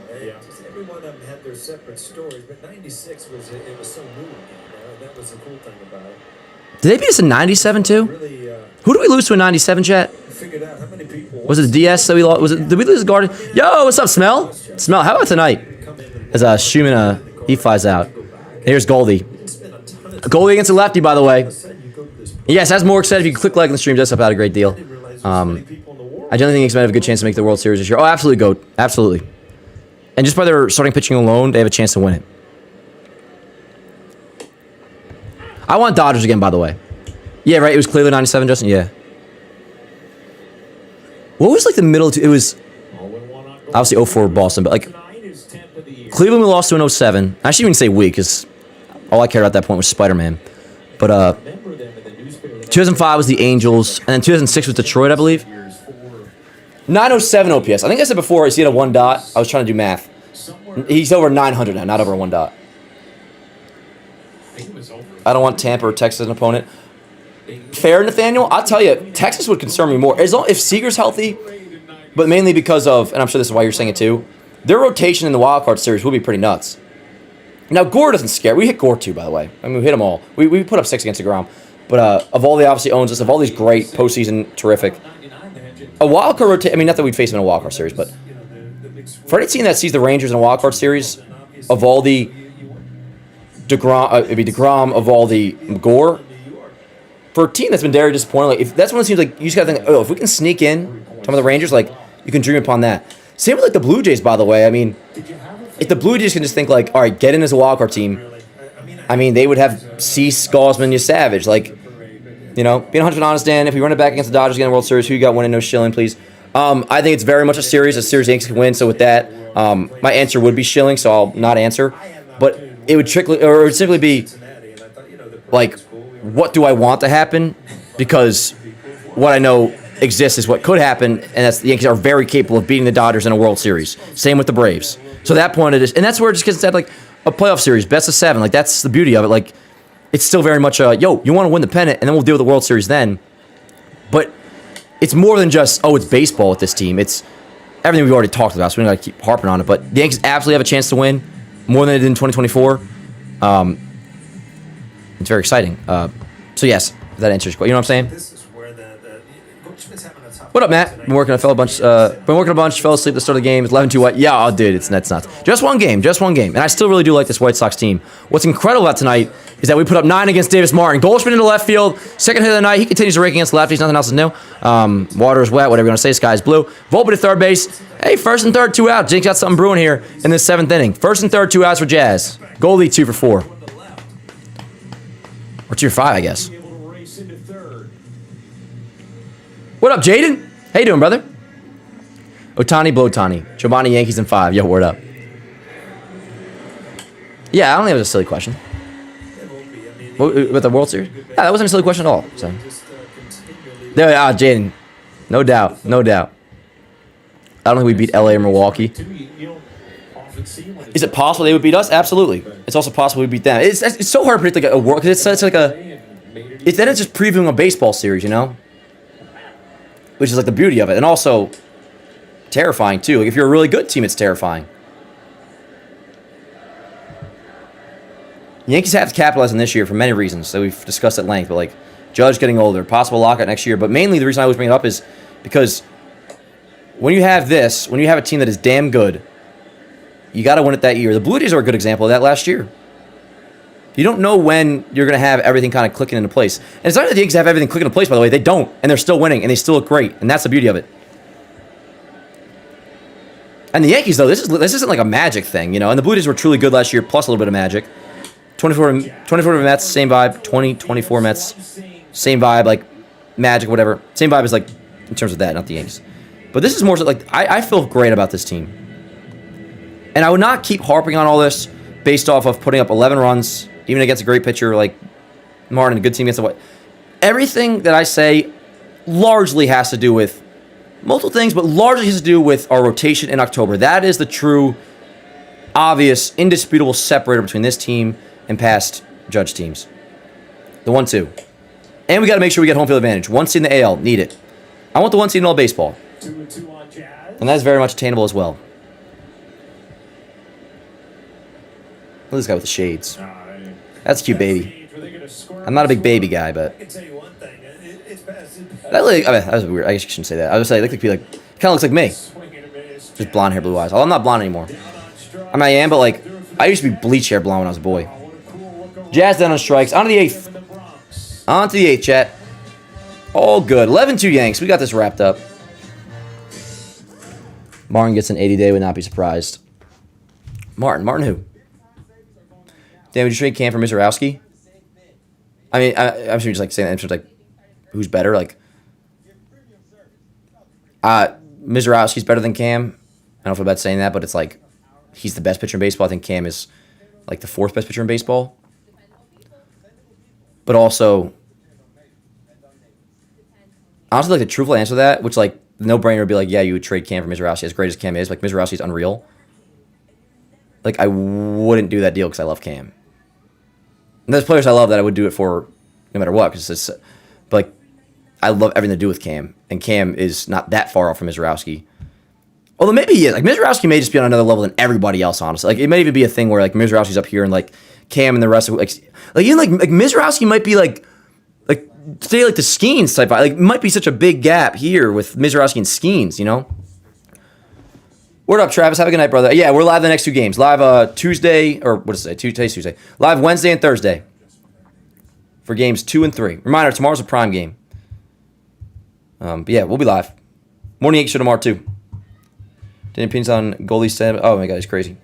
He's insane, like in history. One of the best. Dude, obviously, I mean, in terms of value, he's got to be at least a top 3, if not the clear, definitive number 1 best free agent signing in terms of value. Yeah. Oh, Davis Martin. Yeah. I was thinking like Martin Perez. Yeah. Man, that's foolish, man. Like, Martin who? Maybe. I'm trying to be respectful. But Martin truly does have like good stuff. But heck, if he's not good, hey, we're the ones that expose it. Dan, you're guessing in the offseason that you would give up Ben Rice for Hunter. Whoa, Sebastian. I absolutely did not say that. I remember I take vividly. What I said was, this is a thing that was put out there that the Reds would trade Hunter Green, and if the Yankees were to get him, it would take Ben Rice. The only way it would make sense is if the Yankees were to get the only Ben Rice deal that would make sense would be if their plan was to trade him for Hunter Green, and that was because they were bringing in Wilson Contreras, which was very much on the table at the time at the winter meetings. The only player they're discussing seriously was Wilson Contreras, and I was saying that's the only way it would make sense in terms of like the thought process behind why they would possibly do it. I vividly remember saying at the end of that video that I would not do this. I would not trade Ben Rice under any circumstances. Sebastian, I 100% trust me. I know exactly what I said. Absolutely not. Now, do I regret saying I would have traded George Lombard Jr. for Freddie Peralta out of frustration and anger? Absolutely, that was foolish. But trust me, I know exactly what I said on that video. I know exactly what I said on that video, bro. Not to forget, I want to make sure that is absolutely 100% clear. But yeah. Anyways, then once Cole finds his finishing pitch, it might be over. Yeah, that's the one thing, Mason. He seems to not have a great put-away pitch right now. Although the way today started all, he definitely... I'm going to watch it back, too, because it was so just, like, overtaken by how the offense was looking. But Cole eventually struck out 6 batters. Like, he looked really good until the end. But, again, like, it was weird, long innings and all that. But, yeah, you're absolutely right. That's been, like, his one big, besides stamina so far, which is understandable. And it's all understandable.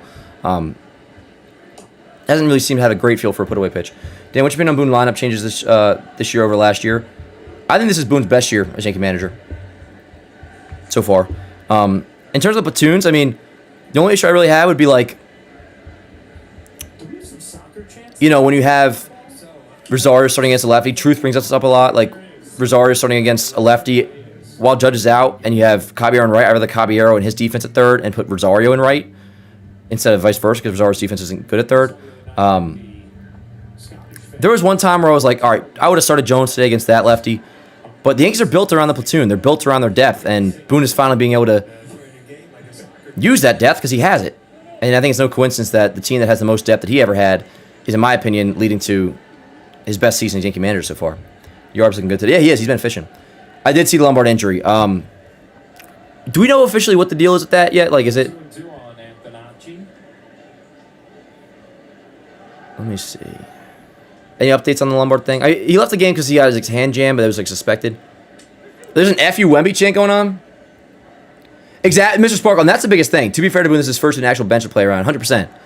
Now, tail end of last year, too, but I'm not going to blame Boone for last year because it's not Boone's fault for up 7 runs against Toronto, and, you know, Luis Heel had to be pitching game 1 of the ALDS, like that whole thing. And I thought Boone was great against Boston with his moves. I would have started Ben Rice in game 1, but... Man, it was amazing just watching Volpe try and get to that. Catches that ball all the way on the Yeah, you're good, Volpe. Did Bell get hurt or something? Nah, they're just taking him out because it's like a half a day off because we already got this game wrapped up. Damn, business of skin increase so much with his body. He will 100% have L Pron's time. She reminds me of Chris Sale. See, that's totally fair, but I look at that with everybody. Yo, you're good, Volpe. Relax, bro. I appreciate it, but yeah, you're good, dude. You're good. Anyways, yes, I know exactly what you're saying. Oh, go. It's been incredible. Wilson Contreras has been great, Sebastian. Sebastian, you know what I'm saying, though? We clear on that? I want to make sure. I was freaking out on you, obviously. I just want to make sure I was clear on that. The whole Ben Rice thing. What was I going to say? Oh, but, dude, like, I'm not sure I framed this the right way, but, like, maybe I think we talked about this recently. I was talking something in the office about to say. But when we signed Cole, 9-year deal, you figured one of those years would be lost to an elbow surgery. Mizorowski, Skeens, Cam, just the way things work, you figure at some point 1 year of a big contract or under the 6 years of contractual control, the way things work. Am I framing this right? I'm not being a weirdo with this. Like, I'm not. You figure one of those years will be lost to some sort of an elbow surgery, and like, yes, so like I agree, but I think that applies almost to everybody. Are there Scottish fans? Is that what's going on over there?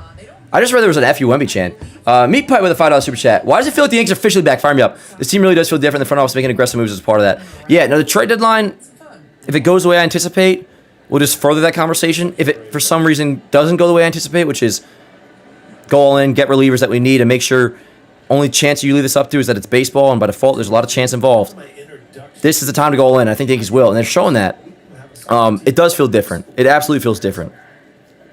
And again, the biggest part is because the rotation is going to be so insane in October. Yep. Damn right, Goat wanted to sweep at 33% of the way there. Well, technically, like 28% of the way there, but yeah, I know what you mean. Cole's knuckle curve is a pitch he's going to need to figure out. Also, his slider hasn't been... And even the knuckle curve, honestly, Mason, has been so a lot of the breaking balls feel like he's been hanging them a little bit. We were talking about it during the Pereira at bat, where he just fouled it back. Like, there's been a couple of times where like Cole's gotten away with some hanging breaking balls. But the fastball for Cole's fastball looks and the sinker looks amazing. And he'll figure that out too. So you're right though. Ole, ole, ole, ole. Ole, ole. Tarps off time, Skyline? What up? I remember watching the 94 World Cup. 0-1 count, 2 outs. I gotta make a post game soon, chat. That's what I'm gonna have to do. Been a fan ever since. Appreciate you guys so much for being here, by the way. It's been an absolute blast of a stream. What a day. I was some of this series all day long. All day long. Brother the Kill feeling a nice breeze at the stadium. I didn't see that guy, but it's a good picture, or rough picture you painted, but you painted it well, Meeks. Kilt. I want to wear a kilt sometime. Oh, yeah, you're right. Randall Grichuk. We talked about him today. 1.027 OPS with the White Sox. 6 home runs he's had in 27 games. Ole, ole, ole, ole. Ole, ole. It reminds me of Adam. For those in the John Boy world. But yeah. 9:40. Let's see some scores around the league. Again, the Rays won't start up for another like 30 minutes. Reds, who we're facing this weekend, of course, beating the Mets 5-3. Brewers beating the Guardians 2-1. When is Mr. Rossi pitching again, by the way? What was that, Friday? He threw like the greatest game of all time? Ooh, Ascar's challenge. Will this be the end of the inning? Let me just play one tomorrow. Anyways, Brewers beating the... Strike! Ring him up! Let's go! Bang. How about that? How about that? Oh, sorry, the box score's all messed up. Chat, we're 3 outs away from a game-opening victory here in the Bronx over the White Sox. Just one game. Just one guy. Just one Spider-Man. Or woman. We don't know. For sure. Amazing Spider-Man 2, 2014. Blu-ray DVD. Alrighty. Bottom 8 coming up. Let's maybe tack another run. Why not? And then we'll wrap this up in the bottom of the ninth. Or top of the ninth, rather. And Ryan Yarbrough, assuming he's back out for the ninth, will be going for a save. Because of that'd be 3 innings pitched. Anyway, some more scores around the league. Giants beating the Braves 3-2. Braves, I guess, are kind of scuffling a little bit lately. Cardinals beating the Padres 3-2. Twins beating the Rangers 10-2. Who pitched for the Rangers today? Excuse me. Good grief. Kumar Rocker. He's been kind of... His ERA's climbing up. 6 runs. Rocker gave up today. 4.17 now. Dude, how about the Cubs, by the way? They've been very disappointing. They're losing to the Rockies 5-2. If they lose this game, they're just 2 games over 500. Tigers, Astros 1-1. Oh, this is Framber's return, right? Or no? Did Framber already return? And yeah, nighttime baseball. Dodgers. Oh wait, no. What? Rays Dodgers doesn't start just yet. It says warm up. I don't think it starts till like 10:05. Anyways, I'm gonna watch that. But yeah, chat. Who we got coming up? We got Jones, Caballero, McMahon due up. Maybe they get Rosario at bat. Fire me up, Cam. I love you too, bro. Fire me up. We're gonna run it back. Yeah. The American League won't know how to act. Yeah. I gotta figure the next 2 lines. We're gonna add a line a week, chat. I don't know what's the actual line in the real song. Yeah, that's our theme song. Latest hit being played all over town. It's like Elvis when he came out with "That's All Right." His version, of course. Oh, pitching is Luis Angel Acuna, position player. Jones with the drive, opposite field, decently hit, but it'll be actually a line out to Everson Pereira. 1 away, so Acuna comes in, brother of Ronald, gets an out. All right, chat, I got to start whipping up a post game here, yo. That's what I got to do. Reminder, yo, the GameStop tournament is now live. A new one started up this week. Access code to get in is code Rourke. Just so you guys know. $300 prize pool.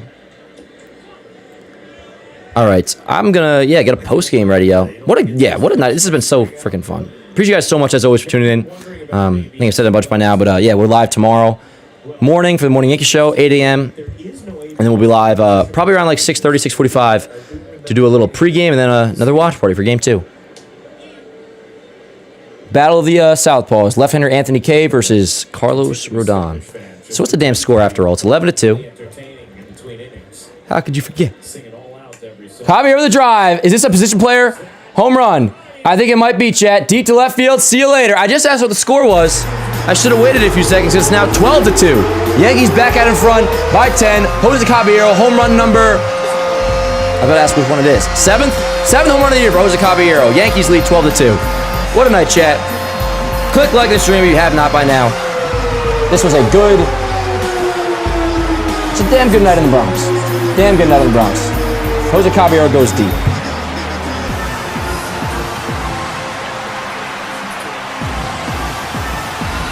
Way to be, Cobb. So that's 2 homers in 2 games for Caballero. And he was the only guy without a hit entering his last at-bat. Now he's got 2 on the night.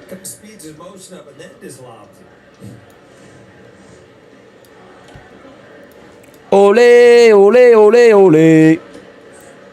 Ole. Dude, I mean, all position players pitching look like that, but Angel really looks like a position player pitching the way he throws.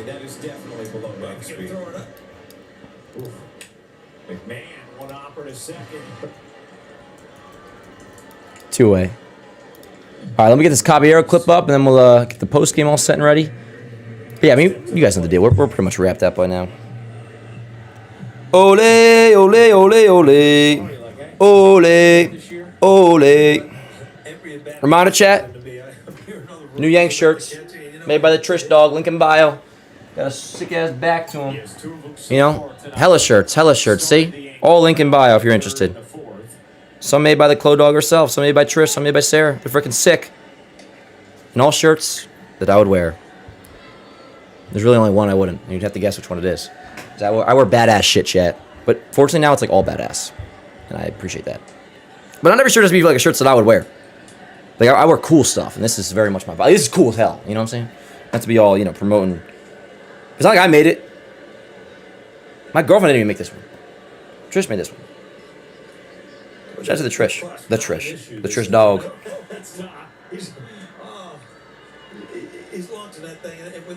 Goes deep off position. Player Acuna.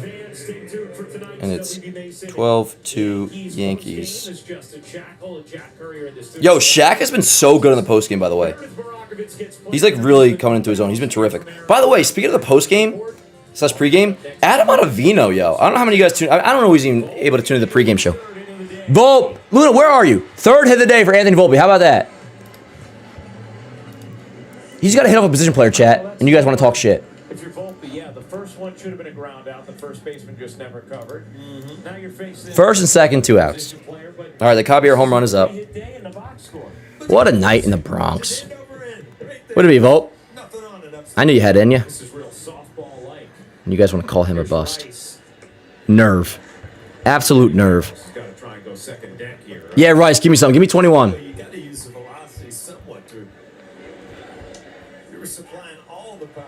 Oh, the Dash, the Clodo made that one. Been living Ottavino Batanzas. Yeah. Oh, dude. Batanzas is good too. Ottavino is I think he's one of the best. Recently retired. I don't know if he's officially retired yet or not, but recently player to media guy. I think he's the best going right now. He's terrific. Oh, he got Rice. Fly ball center field in the inning. Fly ball center field. Well hit. Inning over, by the way. That was an A-Rod call. At the track, he's done it again. Bedlam in the Bronx as Alex Rodriguez delivers for New York. A postseason renaissance continues for Alex Rodriguez. 2009 LDS Game 2, of course.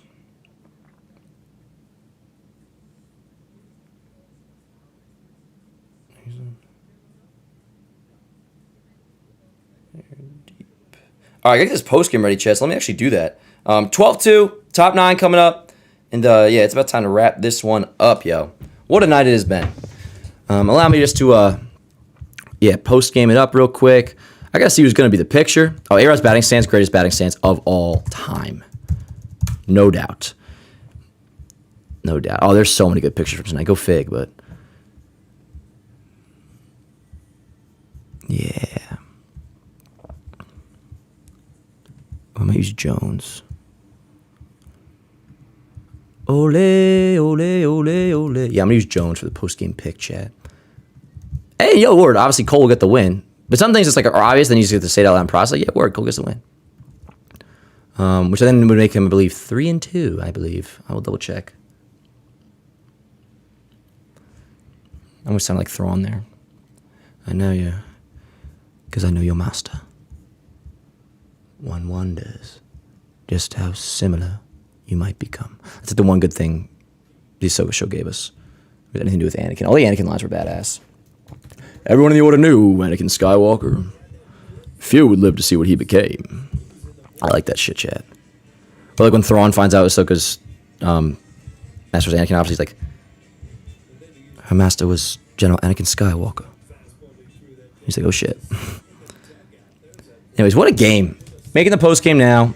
Top 9, 3 more outs, and the Yankees will secure officially a Game 1 victory over the White Sox. Ba-na-na-na. This would improve the Yankees. I'm just saying would. It will, because they're going to wrap this up. But, yes, 3 outs away from being 44-27. Another high watermark on the season. How many games are 500 is that, chat? Is that a... How many games are 500 is that? 44. Is that 17 games over 500? 44-27. White Sox would fall to 38-33. Now, you learn something every day. I never knew Melito was a mayor. See? That's Say. where producer Troy Benjamin brings to this broadcast. And yes, Cole would become. Yeah. No, wrong one. What was it? Oh no, Cole would be 2-1. Excuse me, 2-1, and then Martin 9-3, and then Yarbrough would get the save. Beautiful. Cole 2-1, losing pitcher Martin 9-3. Ole, ole, ole, ole. That's what they're chanting. Sorry, that just like triggered a tick in my brain, but I heard it and I had to start chanting. Bang, bang, bang. Post game is just about wrapped up. I gotta like get this ready to post soon because there's so many highlights to go with it. So I need to have Instagram a good amount of time to buffer. One away.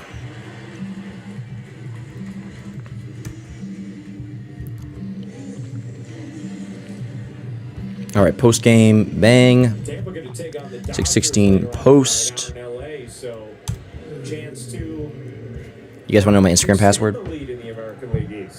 well, when you're in first place and you're playing well. It's Yankees fucking own 1, 2, 3. Don't worry about people behind you. You just go out, you win games. You can't take them away from you. It's when Ole, ole, ole,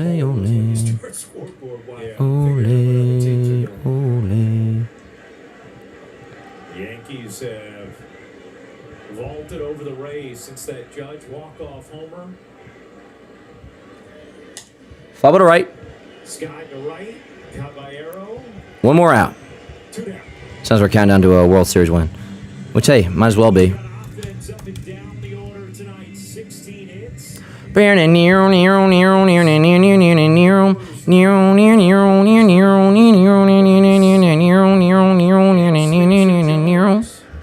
those homers against a really strong starter at Davis Martin, who had yielded 3 homers all year. All right, post game. One more out, chat. One more out. will be 17 games above 500. Is that correct, chat? 17 games above? Is that what the math is? 44 and 27? Yeah, 17. Awesome. Beautiful. Carlos Rodon goes tomorrow against his former team.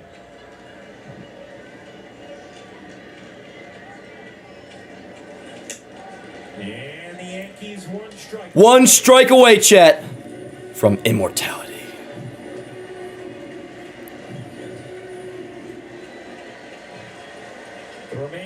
We'll do a casual caption of blow it in the Bronx.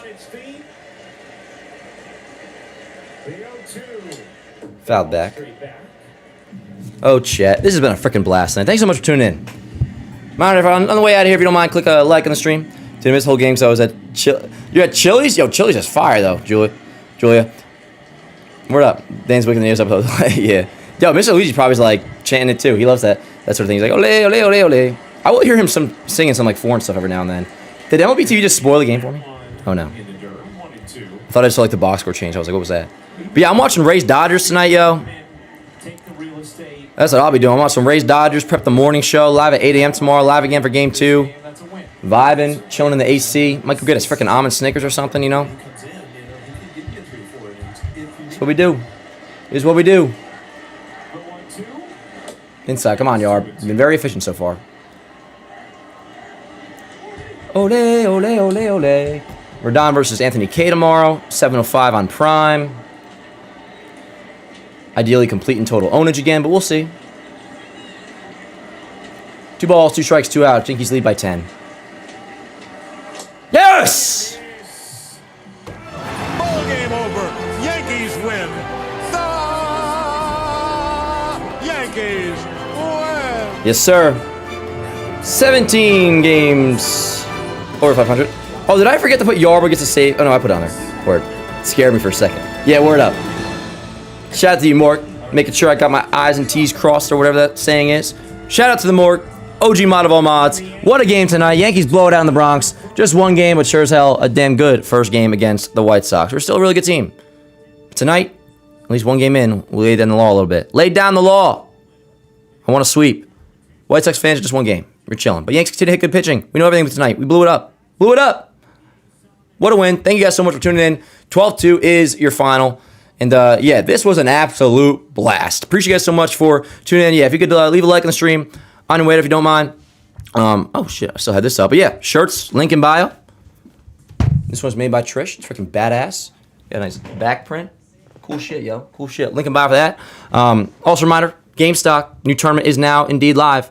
So don't forget to sign up for the new tournament. Completely free to sign up. $300 prize pool. Tournament code is Rourke. R-U-R-K-E. That is now active. Completely free to sign up. Link in the description. All that. All that. Code John Boy for credits. Appreciate you guys so much for tuning in. It's been an absolute blast. We'll be live tomorrow morning for the Morning Yankee Show.